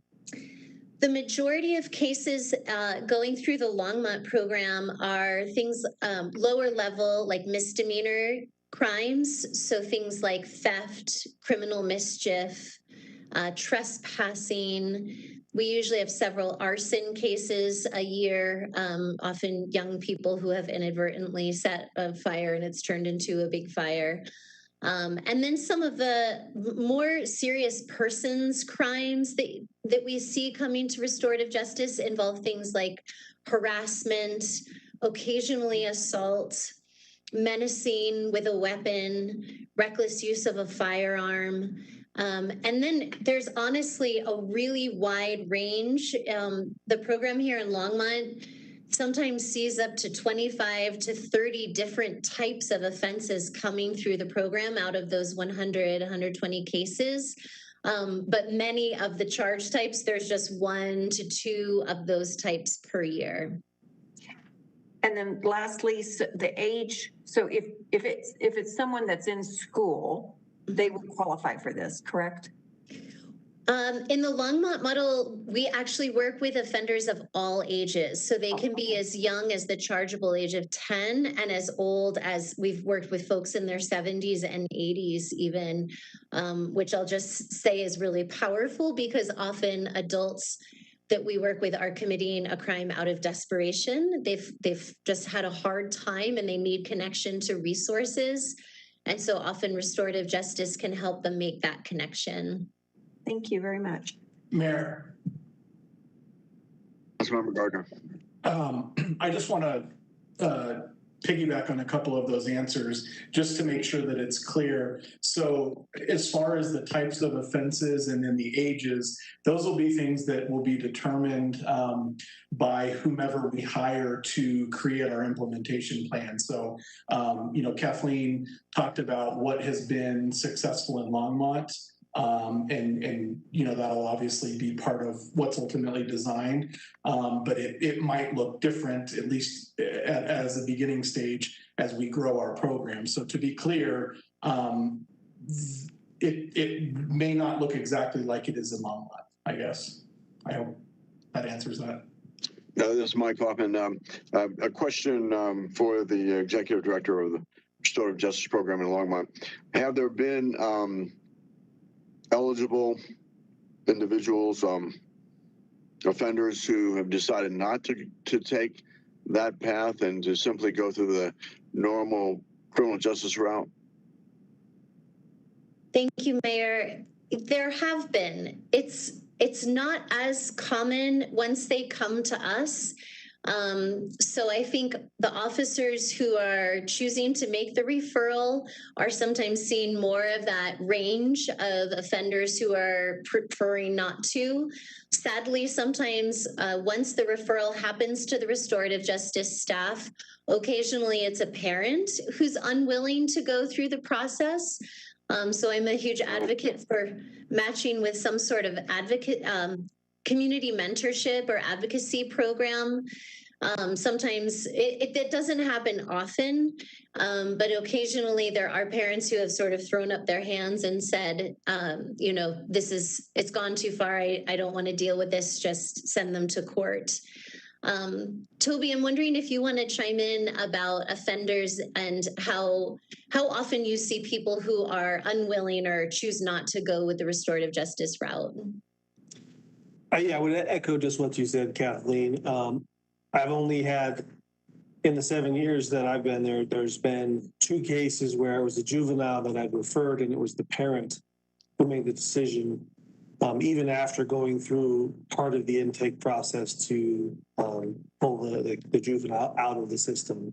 But I can't, other than those two, it comes down to really knowing who you're referring and why you're referring, making that good referral. So I haven't had any people say no outright. Thank you. Mayor? Further questions? Councilmember Johnston? Thank you, Mayor. Thank you for the presentation, and thank you, Tobias, for your service. I just wanted to, you had mentioned, of course, Longmont is different than Aurora.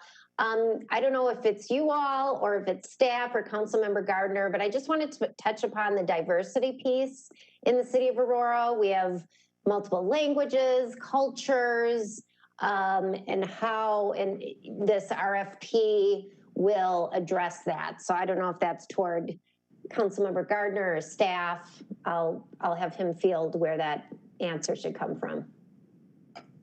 I think that might be a good question for Kathleen. I know one of the things that's touched on in the documentary that they worked on was the diversity in Longmont. It's also, I believe, over 30% Hispanic community.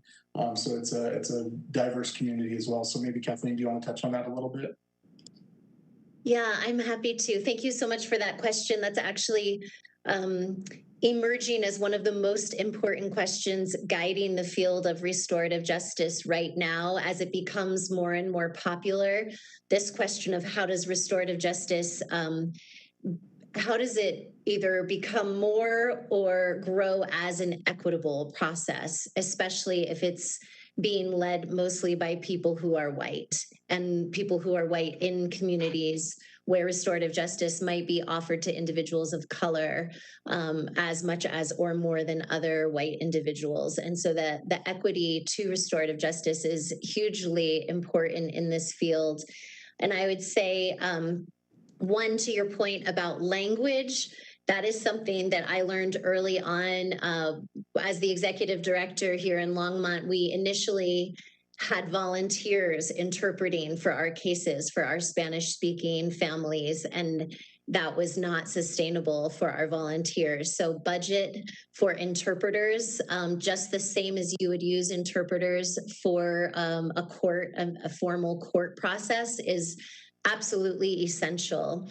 And then I would say the other important piece is that, well, I'll say two important pieces. One, doing as much community presentations, community education about what restorative justice is and why it's happening in Aurora will be so important, so that families who are like, I don't know what this is, I don't know if I can trust whoever's offering it, whether that's the police officer or someone else, that community education is going to be really essential.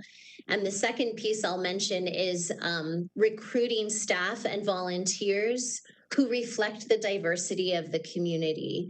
So this is something that you probably will want to consider. The staff that is hired to start developing the program is, how are they going to create accessibility to volunteering for as wide a range of individuals in the Aurora community as possible, so that when someone coming from a particular racial or cultural background is sitting in that restorative process in the circle, there are other people in the circle who look like them.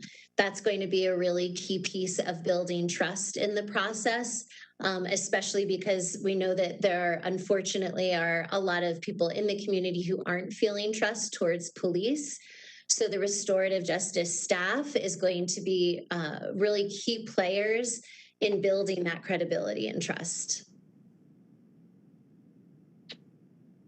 Thank you. That's very helpful. Thanks. Mayor Pro Tem. Thank you.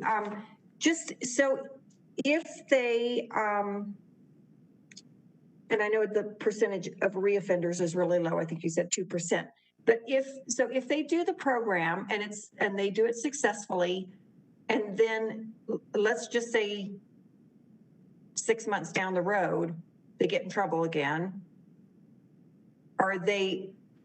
that's it? Like they were given that chance, or do they have the opportunity to do this again, I guess? That's something that you all could determine for your community and the staff that starts your program. In Longmont, they are actually eligible to come through restorative justice again. And I'll say one thing and then I'll refer it to Toby.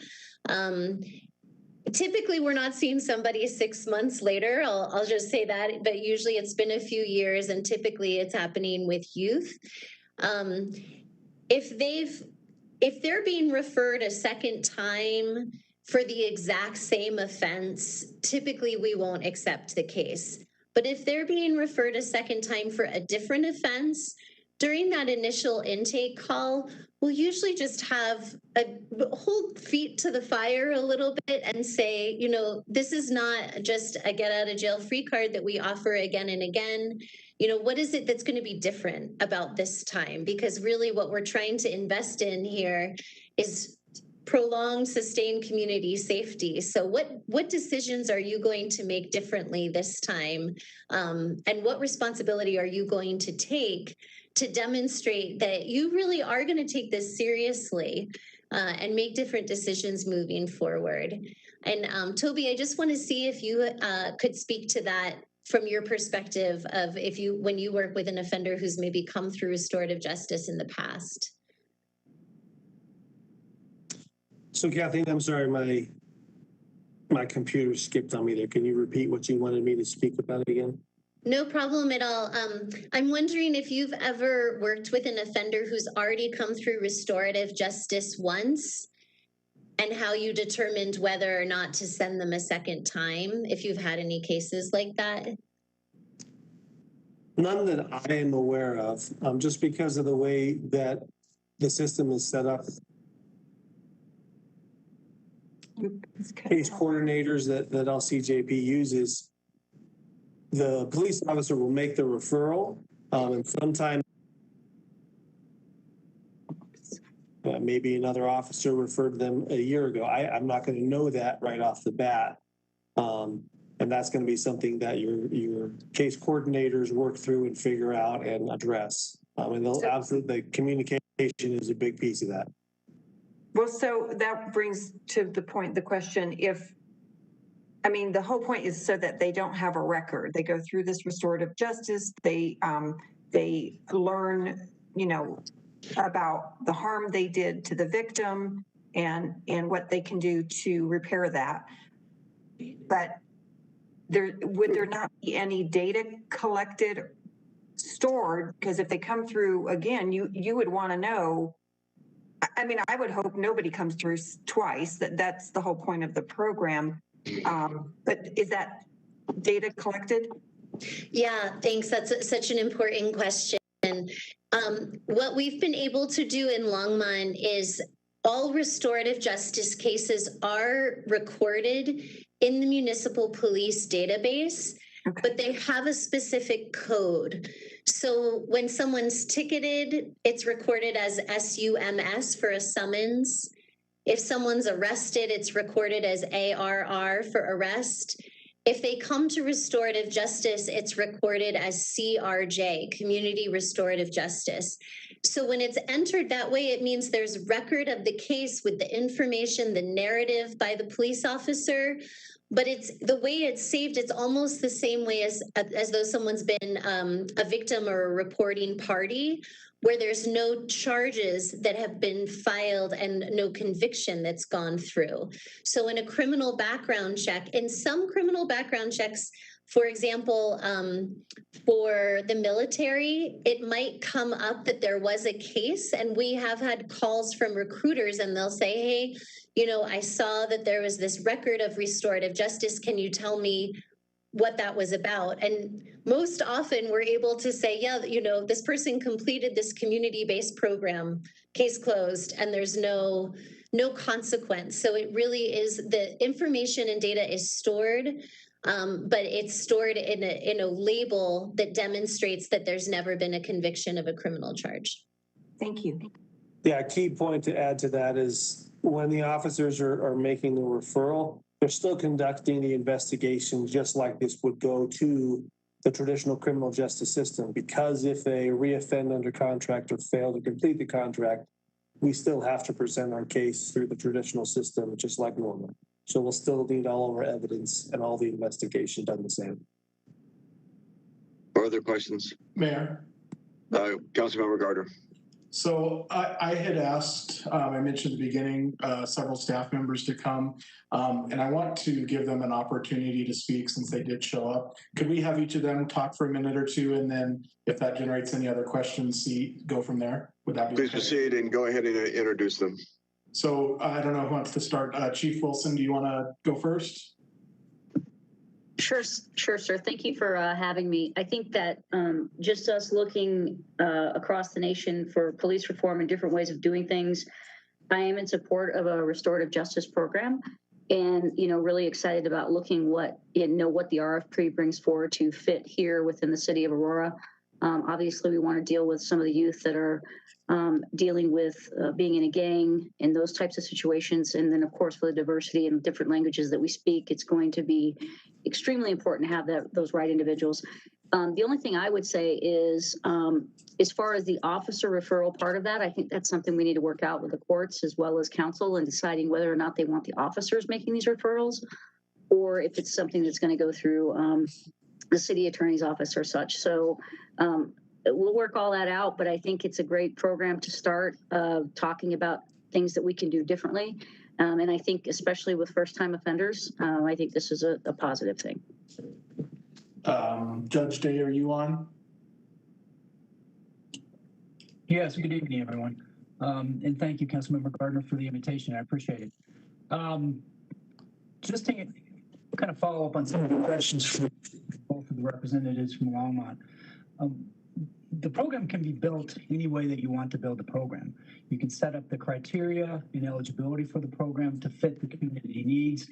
It can be pre-filing of cases. It can be post-filing of cases and refer it, just as the chief said, to the city attorney's office for review for referral. There's many different ways that you can build a restorative justice program. So we can tailor it to the needs of our individual community, which also can address the great diversity that we have within our community.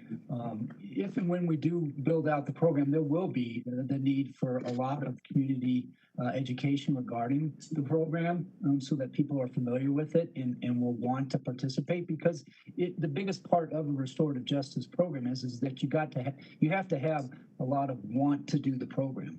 Want from not only the offender, but also from victims and other community members. So I've talked with my great friend and colleague, Judge Frick up in Longmont, a lot about this particular program.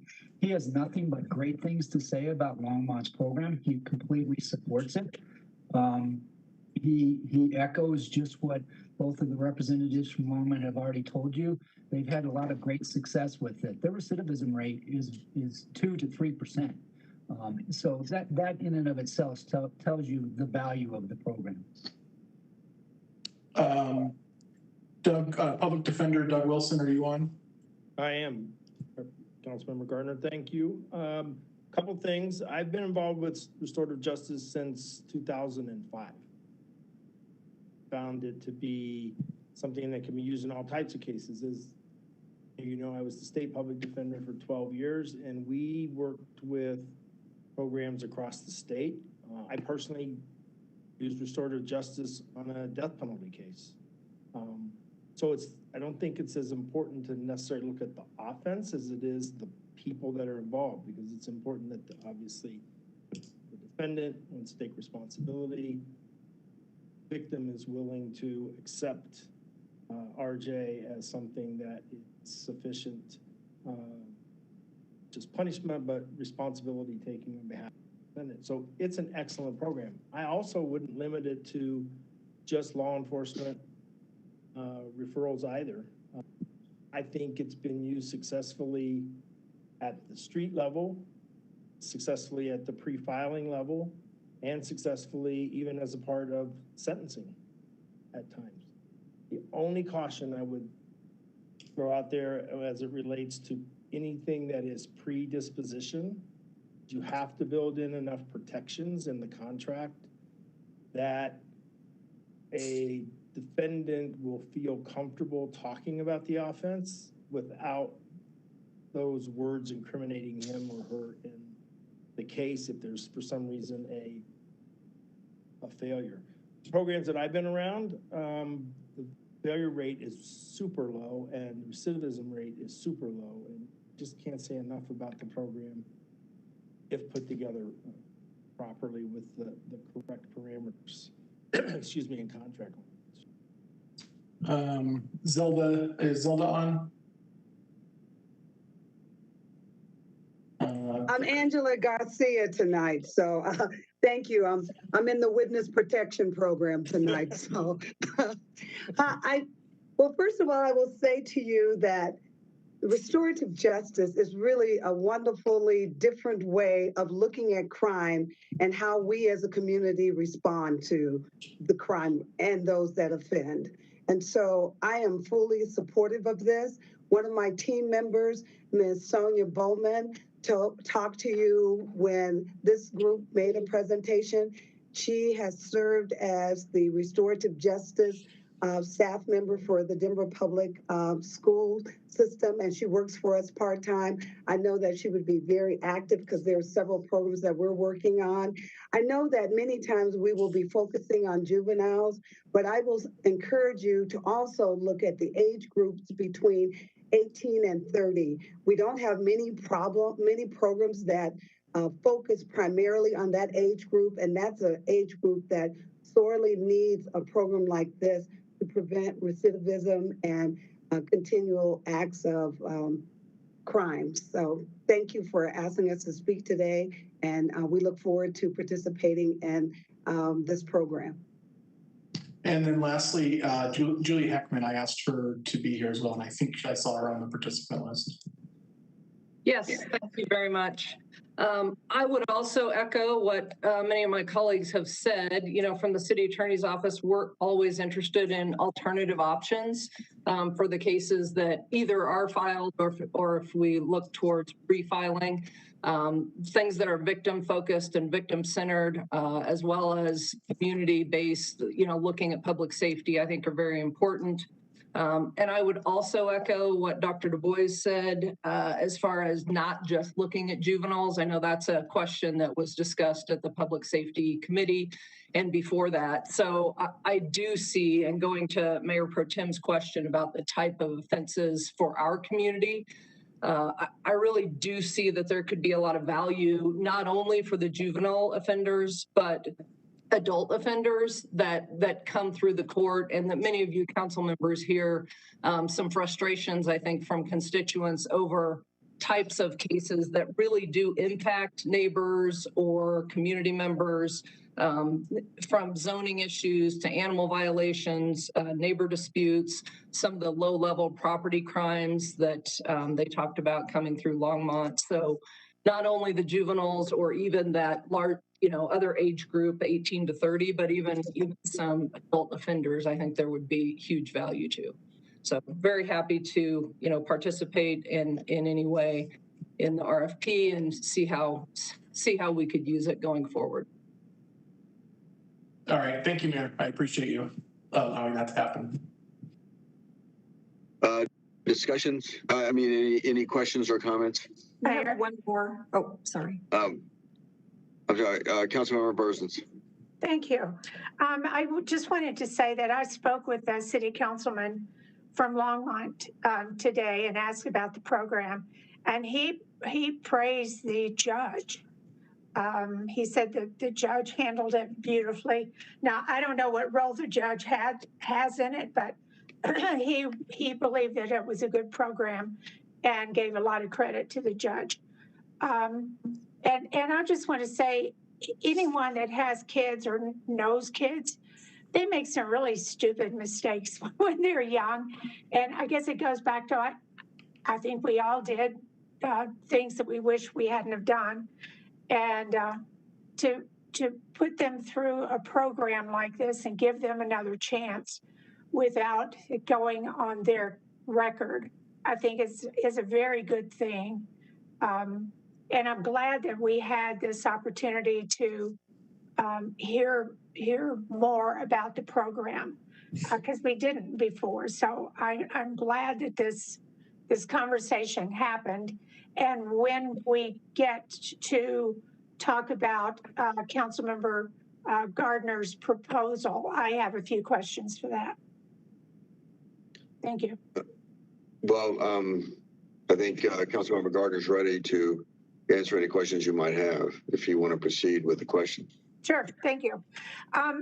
So I just wanted to make sure what it is that you want from us tonight. You want the 100,000 to put out an RFP for someone to look at what Aurora wants and needs and more or less write the program for Aurora. And then you want to hire someone to implement the program? Is that correct? So the request tonight is to move forward with spending the $100,000 that we earmarked at the workshop to issue an RFP to hire someone to create an implementation plan. So that's essentially a one-time cost. I mean, hopefully there will be ongoing costs when we ultimately move forward with the program. But in talking to our staff here within the city, and if Jason's on, he might want to touch on this a little bit more. But, you know, as supportive as our staff is and a lot of the ideas that they have, they really don't have the expertise or the bandwidth to create the program that's needed. And so one of the cities that we spoke to, we've talked to quite a few cities. One that we spoke to specifically was the city of Inglewood. And the city manager in Inglewood was kind enough to share the RFP that they issued to do something similar. And that's kind of where the bones for this came from, was a similar approach that the city of Inglewood took in issuing an RFP to hire a consultant to design the program so it's done right, and it's not kind of half-assed, I guess, for lack of a better phrase, or done politically. Okay. Do you feel like it would take the full 100,000? I mean, that's a year's salary for. That's a good year's salary for someone. Do you think it will take? I don't know. You know, that might be a little high. I think as we kind of get into the process, we're going to know a little bit more. So I guess it would probably be up to that. You know, on an ongoing basis, there are quite a few revenue streams that we can take advantage of, grant programs through the state and federal government for restorative justice programs. So there are some ongoing options for some of that funding that'll be available out there. And ultimately what I envision is once this program is created, whoever we hire to run this program, part of their responsibilities will be to, you know, essentially grant write for some of those grants that are available. Okay, thank you. Further questions or comments? Mayor? Mayor Pro Tem. Yeah, I just have one more for Kathleen. And I don't know if I just didn't hear if you mentioned this, but is she still there, Kathleen? Do we still have Kathleen? Yes, I'm here. Oh, okay. I couldn't see you on the screen. So I know it's victim focused. Does the victim have to agree to allow the offender to have restorative justice? Can they deny it? Yeah, the way that the program's designed in Longmont, yes. The victim can say, no, I'm not willing for my case to go forward with restorative justice. And even if the offender has expressed willingness, we won't take the case if the victim doesn't want the case to go that way. And I will just caution that when restorative justice got started in Colorado, it was framed as a very offender-centric program, right. And that alienated a lot of victim advocates and victim services people throughout the state, and that's something that we're still trying to repair. And so I would definitely reach out to the folks in Aurora who are doing victim advocacy and victim support work to include them in the program development early on. And so that the victim gets an idea of what the program is, right, first? Yes. Okay. Yeah, and Toby might want to speak to that. Okay. I just want to add one piece to that. It's something that we've learned over time, and the way we've been able to help handle that type of a situation is there are actually multiple ways that a victim can participate in restorative justice and not actually have to be there. in the conference. Like if we don't want to re-traumatize them through something, or they just don't feel comfortable, they can have like a written impact statement they can provide. They can have someone who represents them in the conference, and they can choose. They can say, I want this to go through restorative justice, but I don't want to be involved. And that's totally fine. But we have different ways to work through that. And that's something you can develop on your own, but that's some way to handle that. Further questions or comments? Mayor? Councilmember Lawson. I'm supportive of the program. I think, Kathleen, this is Councilmember Lawson. I think I asked you this question in some of the meetings, but I wanted to ask you how, you pointed out diversity is really, really important in terms of the staff and the volunteers. How diverse is your staff and the people that are supporting and the volunteers in your program? Because one of the concerns that I have that I want to make sure of is that we are a diverse community. I want to make sure that this is just not an economically for the wealthy people that can afford the program. I wanted to make sure that it's going to be an outreach to our diverse community and especially our youth. So I guess in the RFP, that's one of my concerns, that how diverse is your community? Were you able to get more diverse people to be the volunteers and also work with these individuals, with the youth? Yeah, thank you for that question. One thing I want to touch on is that in terms of affordability, the program in Longmont does request that offenders pay a program fee, which is set at $125, but we'll reduce that down to whatever is actually realistic for the offender and their family. So we never turn anybody away due to financial limitations. So that's something that, as a nonprofit, we fundraise so that we can offset the cost for anyone who's not able to pay the program fee. So that's one important piece. There's a range. I think the majority of programs in Colorado are now setting that program fee at $125, but will reduce or charge a sliding scale or however they want to design that. Honestly, with our staff, the staff at the Longmont Community Justice Partnership right now is only 4 full-time staff and 1 part-time staff member. The racial diversity is something that we're honestly always looking to improve. As Councilmember Gardner mentioned, Longmont has very different racial and cultural makeup than Aurora. So I'm really supportive of all of you getting really clear on making sure that your model and your staffing is culturally responsive. In Longmont, we're close to 30% Latinx. And almost the majority of the rest of the city's population is white. There's a very small percentage of Black, Asian American, and other cultural and racial identities represented here. So on the staff, the biggest challenge that we've had is recruiting bilingual staff. So when I was there, we had I'm a Spanish speaker, so we had 2 fully bilingual staff, but I'm white, and we only had 1 person on staff who identified as Latina. And then looking at volunteers, something that's being considered right now in the restorative justice field is providing a stipend to volunteers to make it more accessible for those who have a socioeconomic limitation that would prohibit them from volunteering. I've thought about something like providing childcare for people while they're volunteering, because that has been a limitation for us. The majority of the volunteers in the Longmont program are white folks who are retired, who have the privilege of time and resource to be able to volunteer. So that would be something to really key in on with your consultant or whoever is hired through that RFP to make sure that that's really central in the design process. If I could go back in time here in Longmont, I might try to think differently about that volunteer recruitment and onboarding and retention from the very beginning. Also to try to recruit younger people.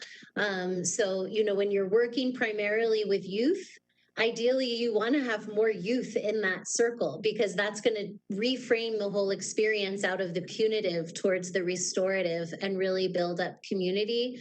And that's where you can incorporate. I know there was one representative here referencing the work being done in Denver public schools. So you might look to what's being done in some of the schools, and maybe there's some students that you could recruit to be part of the youth volunteer program.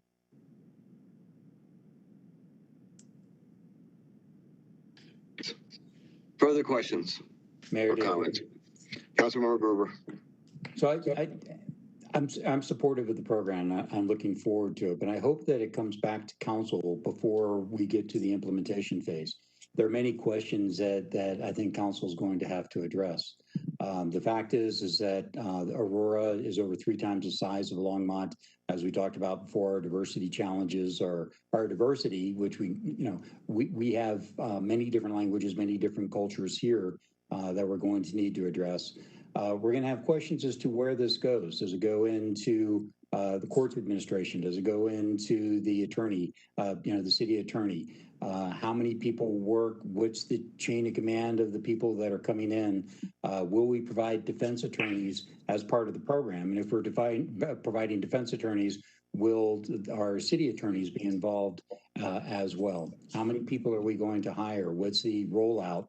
And things like that. So there are many, many technical questions that have to be addressed before we get to the implementation. So I guess the RFP, what I would recommend, I would suggest is that we have the RFP first off addresses these questions. And then 2 other points that I didn't bring up that I think are very important. First off, crime continues to explode in Aurora while at the same time officer retention is dropping. So those have to be factors in the analysis as well. So I want to be careful that we don't overburden the remaining officers that we have into a program that would take them off the street. So my bottom line is that I would like the RFP to address these and other questions and bring those back to council prior to the implementation of the solution that the RFP writer develops. Mayor. Councilmember Gardner. Yeah, that's the whole point of hiring an outside party to design the program, is to look at statistics and data within the city to find the best place for it to sit, to determine what type of offense it is, what age ranges to target. So we really do it in a targeted and efficient manner. So yeah, all those questions will be answered as part of that process. Well, I think one thing that Councilmember Gruber raised and that I'll raise is that I suspect this is either going to be coming back for a vote after the consultant has finished their work, that there'll be ratification in the form of a resolution or in the form of an ordinance. Is that your intent, Councilmember Gardner? Well, I think the implementation plan will be created. Then from there, it'll be up to council to fund the project on an ongoing basis, probably most likely through the budget process. No, so if I understand it, your intent is just to delegate.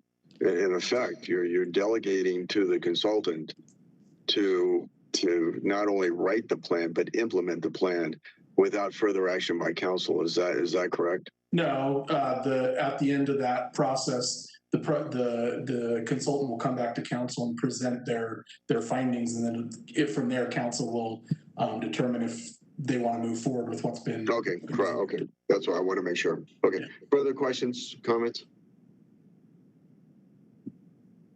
Is there any objection to at this point appropriating $100,000 to I guess support an RFP process? Or to that staff will through an RFP process will decide a consultant potentially for less money on a competitive basis, and that consultant then will devise a plan to bring back to council for approval. Is there any objection? Seeing none, then we'll move forward with it. Thank you, Councilmember Gardner. Thank you. Councilmember Lawson. Let's see now. Colorado Municipal League Board Nomination Support Letter. Councilmember Lawson.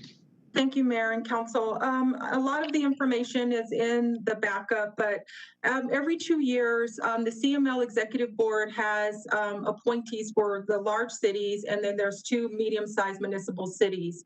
The large cities incorporates the population of 250,000 or more. So there's only 3 large cities in Colorado. So that's Colorado Springs, Denver, and Aurora. This year, they do have an appointment or a vacancy would like to apply for. Before I could even do that, I need the approval of the council to submit a letter to actually be on the slate for the nominating committee that will convene at the business meeting on June 18th. June 21st. So that's when they will actually make the nomination. I have been on CML, the actual policy committee, for 6 years. So, you know, I've sat on that level of the policy committee for CML for that long. We do need representation at Aurora at the table. So this will provide that opportunity for us to have that representation for the large cities for the CML board. So my ask tonight is to actually get the endorsement from council to submit a letter to the nominating committee to apply for the position for the large city category. And if there's any questions, I'll be able to answer those. Are there any questions? Is there any objection? Oh, I have a question, not an objection. Councilmember Moreno. Yeah, Councilmember Lawson, it's exciting to hear that you're wanting to step into a leadership role. I was hoping you could just share your vision for CML. Well, I think at this level, I mean, at the policy level, along with Luke, I've been able to just participate in a lot of the legislative decisions. When you become part of the executive board, I think you would have more of an impact in terms of what the priorities are for Aurora, which a lot of those things that we do discuss are in housing. I mean, we talk about economic development. So we talk about, everything that's going on at the legislature. It would just be more of an extending level because I would have more of a say at that level, which the executive committee, actually gives the formal adoption of what the CML agenda is at the policy level. So again, it would just be the extenuation of having that type of, probably a little bit more of a influence than I have had at the policy level at the executive board level. So I hope that addressed your question. Yeah, it was just wanting to know more about what your goals are, especially in a leadership position. So yeah, definitely. Thank you. Further discussion, questions? Mayor? Councilmember Johnston. I just have to say, I think this is a great opportunity. Councilmember Lawson, thank you. I have found that you being chair of Pfizer and even just involved in CML has been really great for the city because you're plugged in this way. So this would really elevate that role. So I hope that we can all have unanimous support on this. I just didn't know if you needed a motion or procedurally how this. Well, procedurally, the reason why I have to come to council is that I have to get the endorsement from the council in order to submit the letter to the CML nominating committee. So I need that endorsement from council, and that's why I brought this forward to the study session. Are there any objections? Seeing none, then I will. Councilmember Berzins had a question. Oh, Councilmember Berzins. Thank you for seeing my hand. No, I fully support you. You're one of the people, one of the few people that go to CML and National League of Cities. You do participate in representing the city. So I totally support you on this. It's not an easy task, though, as you know, because Denver is doing the same thing and Colorado Springs is doing the same thing. And, if you need some help campaigning for this, count on me to help you. Because I've been there and I was supporting Councilmember Cleland and Councilmember oh gosh, I just forgot the name. Roth? Roth. Yeah, Roth. So I help them. So I'll definitely help you, and good luck. Thank you. I will have to campaign, so it is like an election. Yeah. So, Further discussion? Seeing none, is there any objection to moving Councilmember Lawson's name forward to the nominating committee for CML to be on the executive committee? Seeing none, then that will happen. thank you very much, Council. I appreciate it. 7A, body worn camera presentation. Good evening, Mayor and Council. This is Division Chief Chris Jewell. Purpose of the presentation is to give an overview of the proposed body-worn camera solution that will be going to Council next week and give an opportunity for questions. Also on the line is Lieutenant Garland with Electronic Services and Megan Platt from the City Attorney's Office, so they can chime in as well if any relevant topics come up. The backup that was submitted, I'm going to share my screen here, and this is a slightly updated PowerPoint that's very close to what was submitted, just a couple extra slides for information.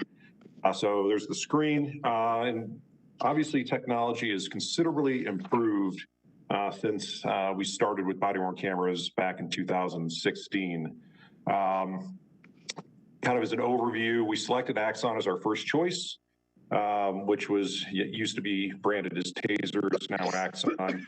If we have any issues with that, we do have a secondary vendor, which is Motorola, that is also a viable solution, although not the first choice. So right now, as you know, we're currently operating on a contract extension with VIEVU. However, we anticipate full implementation of the Axon solution July 31 of this year. So the solution's for a 5-year term, payable over those 5 years. And at the 3-year mark, the solution is refreshed with all new hardware at no additional cost, which will include a new generation of the camera, docking stations, et cetera, if there's been a new generation that's come out in that time. Some of the reasons why we chose Axon, quickly, I recognize I'm the last on the agenda tonight. I'll be sensitive to that. Definitely more user-friendly during the field testing by the officers. We did field test both Motorola and Axon.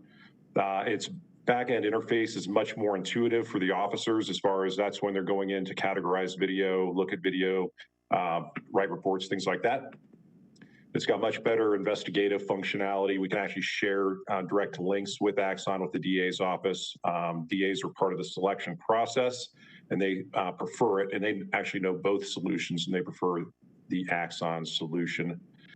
As far as configuring, so from the electronic services side, they're going to have to configure all the cameras, and that the ability to do that on the back end is much more user-friendly for those folks.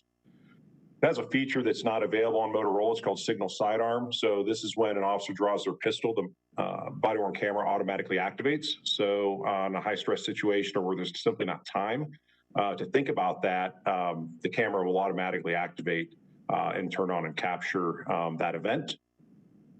The video retrieval for officers before and after the download can be done on a mobile device, can be done on an MDC, so it can be done prior to actually getting to a docking station, which is handy for officers in the field. As you know, the mounting and retention issues that we've had with the current solution has been average at best. The Axon camera has over 15 different solutions for mounting on different coats, Molly gear for a tactical vest, just regular uniform shirts. There's a solution for everything, and they're all very secure, some better than others, but we T&E'd those solutions, and we found several that are better than what we're currently using and work in a variety of different uniform configurations. There's a better technical interface from the IT side of the house. So as far as IT configuring the device, they are better able to do that. We had a lot of problems trying to configure Motorola during the T&E phase, and the Axon was virtually seamless. So much better there. And some of the other solutions that submitted RFPs required a lot of customization for some of the features that we were requesting. And the Axon solution actually works as is out of the box meeting our requirements. So we know exactly what that's going to look like when we start using the device. So a couple other highlights I'll touch on quickly. It does have the buffer mode that's now configurable. So the current solution has 30 seconds of buffer. We can configure the Axon up to 120 seconds, so 2 minutes. It's got a recording reminder, which is a nice feature for officers in the field so they don't accidentally leave the camera on. It's got a mute mode. So currently, if we have an offline conversation, we have to completely deactivate or turn off the body-worn camera that we're currently using. With this new solution, we can mute it so it won't record audio, so we can have a tactical conversation or something like that, but it'll continue to record video, so there's no question about what was happening, what was going on during that conversation. Even though you can't hear it, you can see that, you know, it was just simply a conversation and nothing else to it. So it has that feature that we don't currently have. The newest generation of TASER, which will be starting to roll out later this year, also pairs with the body-worn camera, so when the TASER is drawn, it also turns on the body-worn camera. It's got a feature called Axon Aware, which they now call Respond, but it's got a GPS in the device, so they're all searchable by location. Real-time alerts. So if lights and siren are turned on the vehicle, the weapon's drawn, a supervisor can be alerted to that situation. If it detects a gunshot, it automatically activates. We can do a user search to see whose devices are currently on. And it also allows the ability to, like I mentioned earlier, pair to a mobile device so we can look at the recordings before it's downloaded. So really a great solution from that standpoint. And just a few other things, it's better than what we currently have. Much greater field of view. It records in HD, in-field categorizing, which is nice for the officers. The embedded GPS I touched on. It's got the LTE connectivity. LCD display on the camera, which we don't currently have. We can play back multiple camera views of one event that are completely synchronized if we need to look at what happened from a multiple officer standpoint at an event. It's got multiple microphones, so the audio capture is much better. It allows officers to mark video in progress. So if something's happening, they can press a button on the body-worn camera that will flag that particular moment in time, so it's easier to find later on. And it has geofencing, which automatically activates if officers enter certain areas, such as you could set it up for the jail or for certain areas where you would want the camera to automatically activate. So it's got that ability as well.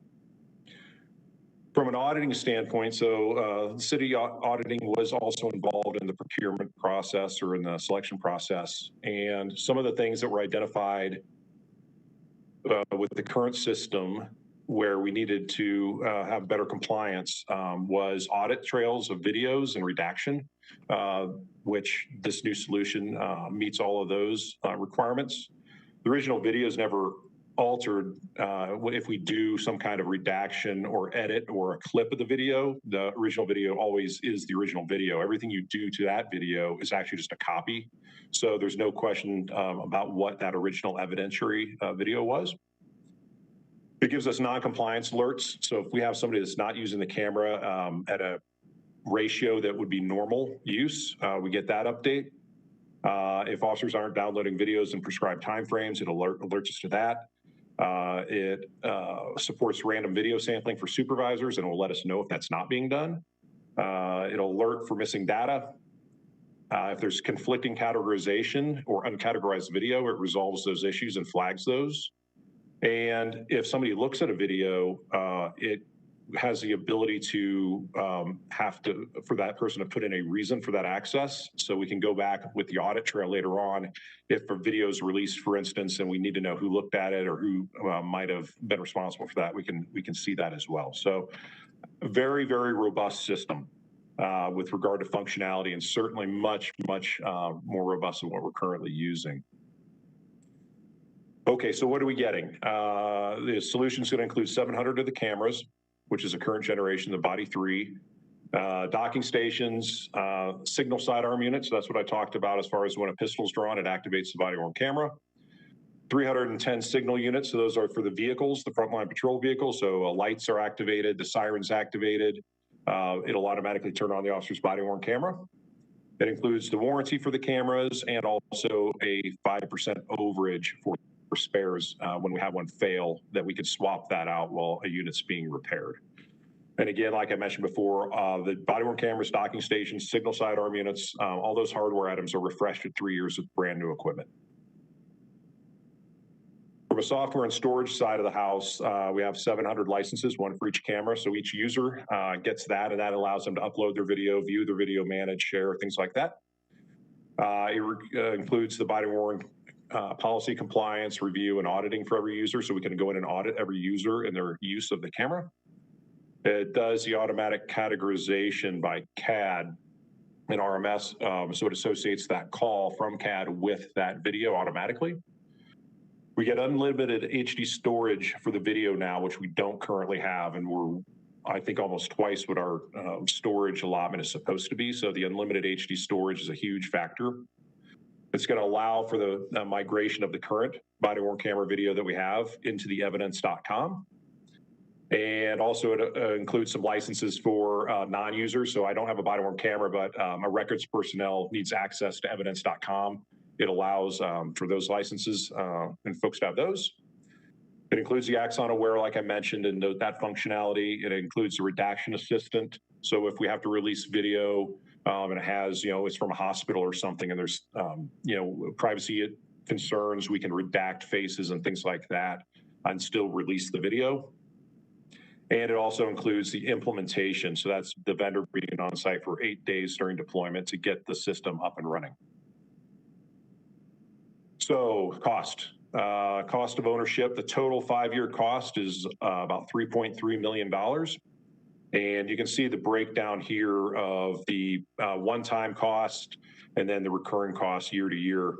It's notable that we do have a grant offset. So that 3.3 is with the grant offset. Without the grant offset, it would have been a little bit over $4 million. So you can see where the money is going with hardware, software storage, the warranty, implementation, and then the grant offsets and what's covering, what that's covering. And that grant offset is for years 1 and 2, and it's about $750,000. So part of that applies year 1, part on purchase, and then part of it will apply next year. So that's the pricing information. And I've just got a couple more slides here, and then I'll be happy to answer questions. As far as why we recommend Axon, besides the other features already mentioned, it does get us in full compliance with SB 217. We know we don't have to be compliant with that until the middle of 2023, but we'll actually be in compliance as soon as we go when we're implemented. And we talked about the internal audit and the implementation of those recommendations. It mitigates our mounting and retention concerns that we've had. And it provides a lot of the automation that I talked about. We know that there's always human factors, right? So sometimes the body-worn camera doesn't always activate or isn't always activated by the officers for a variety of reasons. And it allows for the automation, so we have less issues with that. So it's a great feature with some of this other compatibility with vehicle triggers, the signal sidearm, TASER 7, the GPS. And also, like I mentioned, it does allow us to share the video directly during case filings with the 17th and 18th judicial districts. They both have this solution on their side of the house. And so it's just a direct integration with what they have. And it was frankly the most user-friendly of all the solutions, and we had the least amount of issues during T&E. We did look at 2 different vendors, the Motorola and the Axon, during T&E, and this is much more user-friendly, much more robust, and it's actually less money.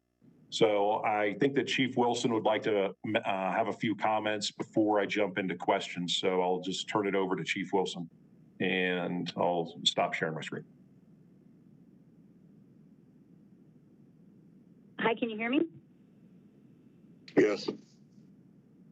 Okay, sorry. I got kicked off with my Wi-Fi, so I'm actually on speakerphone. So if you can't hear me, let me know. So first of all, I just want to thank city management for supporting this. I know it's a hefty price tag, but as we've seen the demand for accountability, transparency, and I think the community needs to see as much as we can possibly show in interactions with the public. So I'm very excited about the trigger when someone pulls their weapon, it actually triggering the body-worn camera system to take away from a split second being lost, especially going back to the up to 120 minutes buffering, so that we can have some of those answers hopefully in the future. I do want to caution everyone that this is technology and we can still have failures, but I believe with the mounting system of how we're attaching the cameras onto our uniforms, I think Axon is much better. And I just want to thank, both City Manager Quambley and Deputy City Manager Batchelor for just totally supporting us moving forward with a more expensive product, but I don't think we can put a price on the value of this need. Also, it wasn't in the presentation, but we did have community input. Members from our CPAC, Community Policing Advisory Team, were a part of selecting it. They were able to see it and see how it works, and they also felt as though Axon was going to answer any questions they may have as a community member and really had more confidence in this. So thank you, that's all I have. Questions, let me ask the first question, and that is that obviously a concern that when there's a physical altercation with physical contact with a suspect, that this system stays on better than the prior system. I wonder if somebody can comment on that. Yeah, I'll be happy to comment on that, Mayor. Like I mentioned, there's so many more retention devices for this particular system. The primary method we will typically use is a magnetic mount that goes on the uniform, and it kind of sandwiches inside the uniform, and then the body-worn camera then has a mechanical clamp that then clamps down onto that. It's very secure, it's very robust, much better than what we're using now. Obviously, there is nothing that is 100%, but I can assure you that these retention systems that Axon provides with these cameras is significantly better than what we're currently using. And the nice thing is they have a solution for virtually every type of uniform configuration, from MOLLE to a vest, to a regular uniform, to a heavy jacket. There's many, many solutions for whatever apparel the officer might be wearing. There's also clamps for a tactical officer that may want to put it on a helmet. I mean, they have just a myriad of solutions for that. So it's very nice from that standpoint. Further questions? Councilmember Bursons. Thank you. How long will it take you to phase this in? 700 cameras. Will it take weeks or a month or so, or? Right. So assuming we continue moving forward with the process and we stay on track, we'll be fully implemented by the end of July. Ideally, the shipment of cameras will come in the first to second week of June. And at that time, ESS has to physically touch every camera to get it configured for a specific officer. That will take some time. And then Axon comes on site for those 8 days. But I will tell you that it will be weeks to get implemented. But it should certainly be able to be accomplished by the time that our current contract expires with VView. Thank you. Further questions or comments? Seeing none, is there any objection? Is there an action item on this to move this forward? There was not, Mr. Mayor. It was just simply for information and for the ability to answer any questions prior to the presentation at next week's meeting. No further questions? Okay. Seeing none, thank you very much for the presentation. Thank you, Mayor? Chief. Councilmember Johnson. Thank you. I don't have any questions, but I just had a comment. I want to make sure we got through our business to speak just for a minute under miscellaneous items. There is no miscellaneous. Oh, okay. Please proceed. Okay, thank you, Mayor. I've had lots of people reach out to me regarding the camping ban that you're proposing and will be introduced in the Public Safety Committee. So I just thought it would be important to go on record, since we are getting a lot of questions from folks about that. I know that there will be a presentation on Thursday, so not asking you to go through that. But I do have to say, as chair of Horns, that I'm really disappointed that we've really spent this year, and I know Councilmember Murillo has worked with staff when she was chair, to look at alternatives, options. After you did your camping for a week, we had a call to action, did regional work. We had work done in March with the cities in this area. We're having an open house this Wednesday to talk about options. We have Engage Aurora that is taking public comment and exploring this. So to have something of an ordinance, which as mayor, you don't vote on an ordinance unless it's a tie, before community engagement is puzzling at best, and it appears as if it's a political maneuver, not getting community feedback, having the council dive into this, and listening to staff recommendations. So I just wanted to say that I know other council members have had people reach out to them as well. Well, it has to go through an entire process. And so, as you know, or maybe you don't know, that what a camping ban requires is a designated alternative. It doesn't define what that designated alternative is. Council certainly is going to be looking at alternatives. In fact, in the town meeting or whatever you want to call it coming up, where staff will go over what the different things are. I've had I think there's a real misunderstanding of what a camping ban is.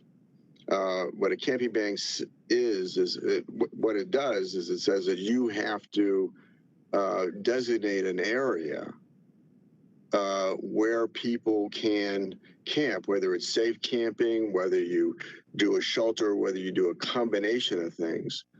And I think that's very important to do. And so we obviously differ on that. And I understand that. But no, you know what?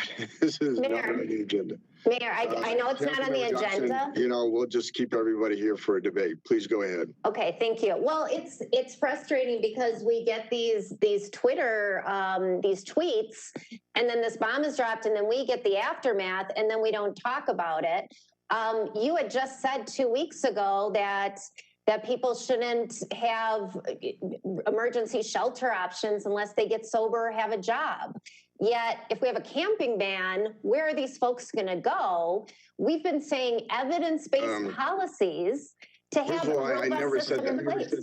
You did, Mayor. I was never said. No, I said. Oh, please proceed.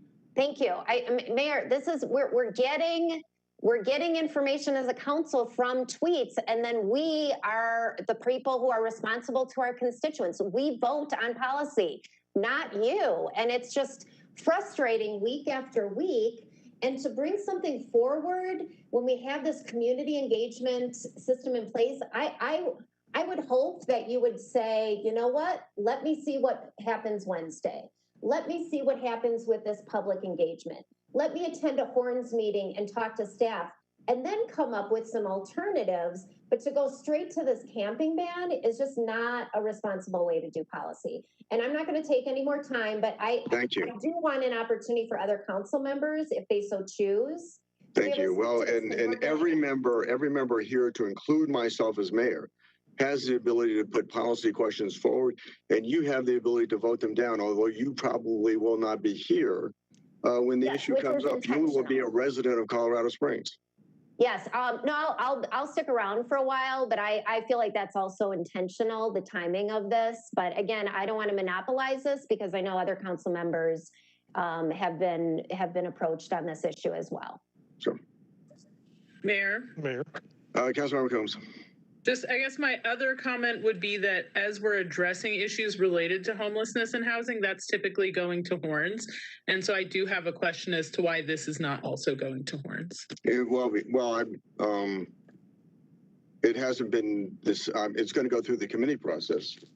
And I suspect that it will go to Horns. Mayor. Councilmember McConnell. A little bit of clarification on that. You said this was going to be introduced on Thursday, so that coincides with the public safety meeting. No, it's going to be formally introduced, but that doesn't necessarily mean it's not going to be scheduled. That meeting was the agenda was already set for that meeting, so it will come before the committee process at some point. But when I say introducing it, it will be drafted and it will be released. Further comments? Mayor. Councilmember Maria. Thank you. Yeah, I think it's nicely worded to say frustrating. I think it is in so many ways. I was a chair of the housing committee for 3 years, and we spent so much money and staff time trying to come up with evidence-based policy solutions that we were able to pass this last December via resolution. Of course, there's other potential votes coming up to strengthen some of the parts of that recommendation. But I just think this is detracting and wasting taxpayer dollars and time when we have worked very thoroughly with folks who are subject matter experts to come up with a viable housing department, to come up with housing solutions that, again, are evidence-based. And I'm frustrated because we're just going to undo all of that progress and all of that process that was here.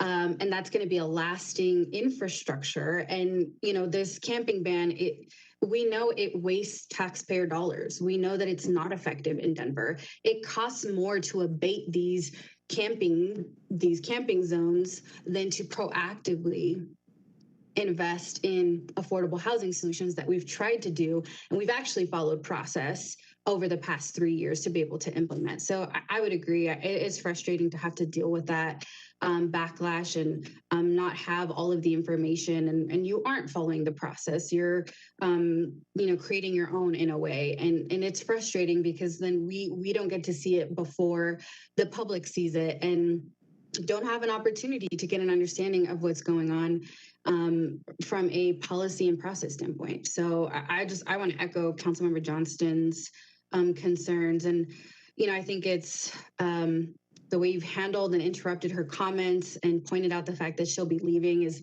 incredibly rude.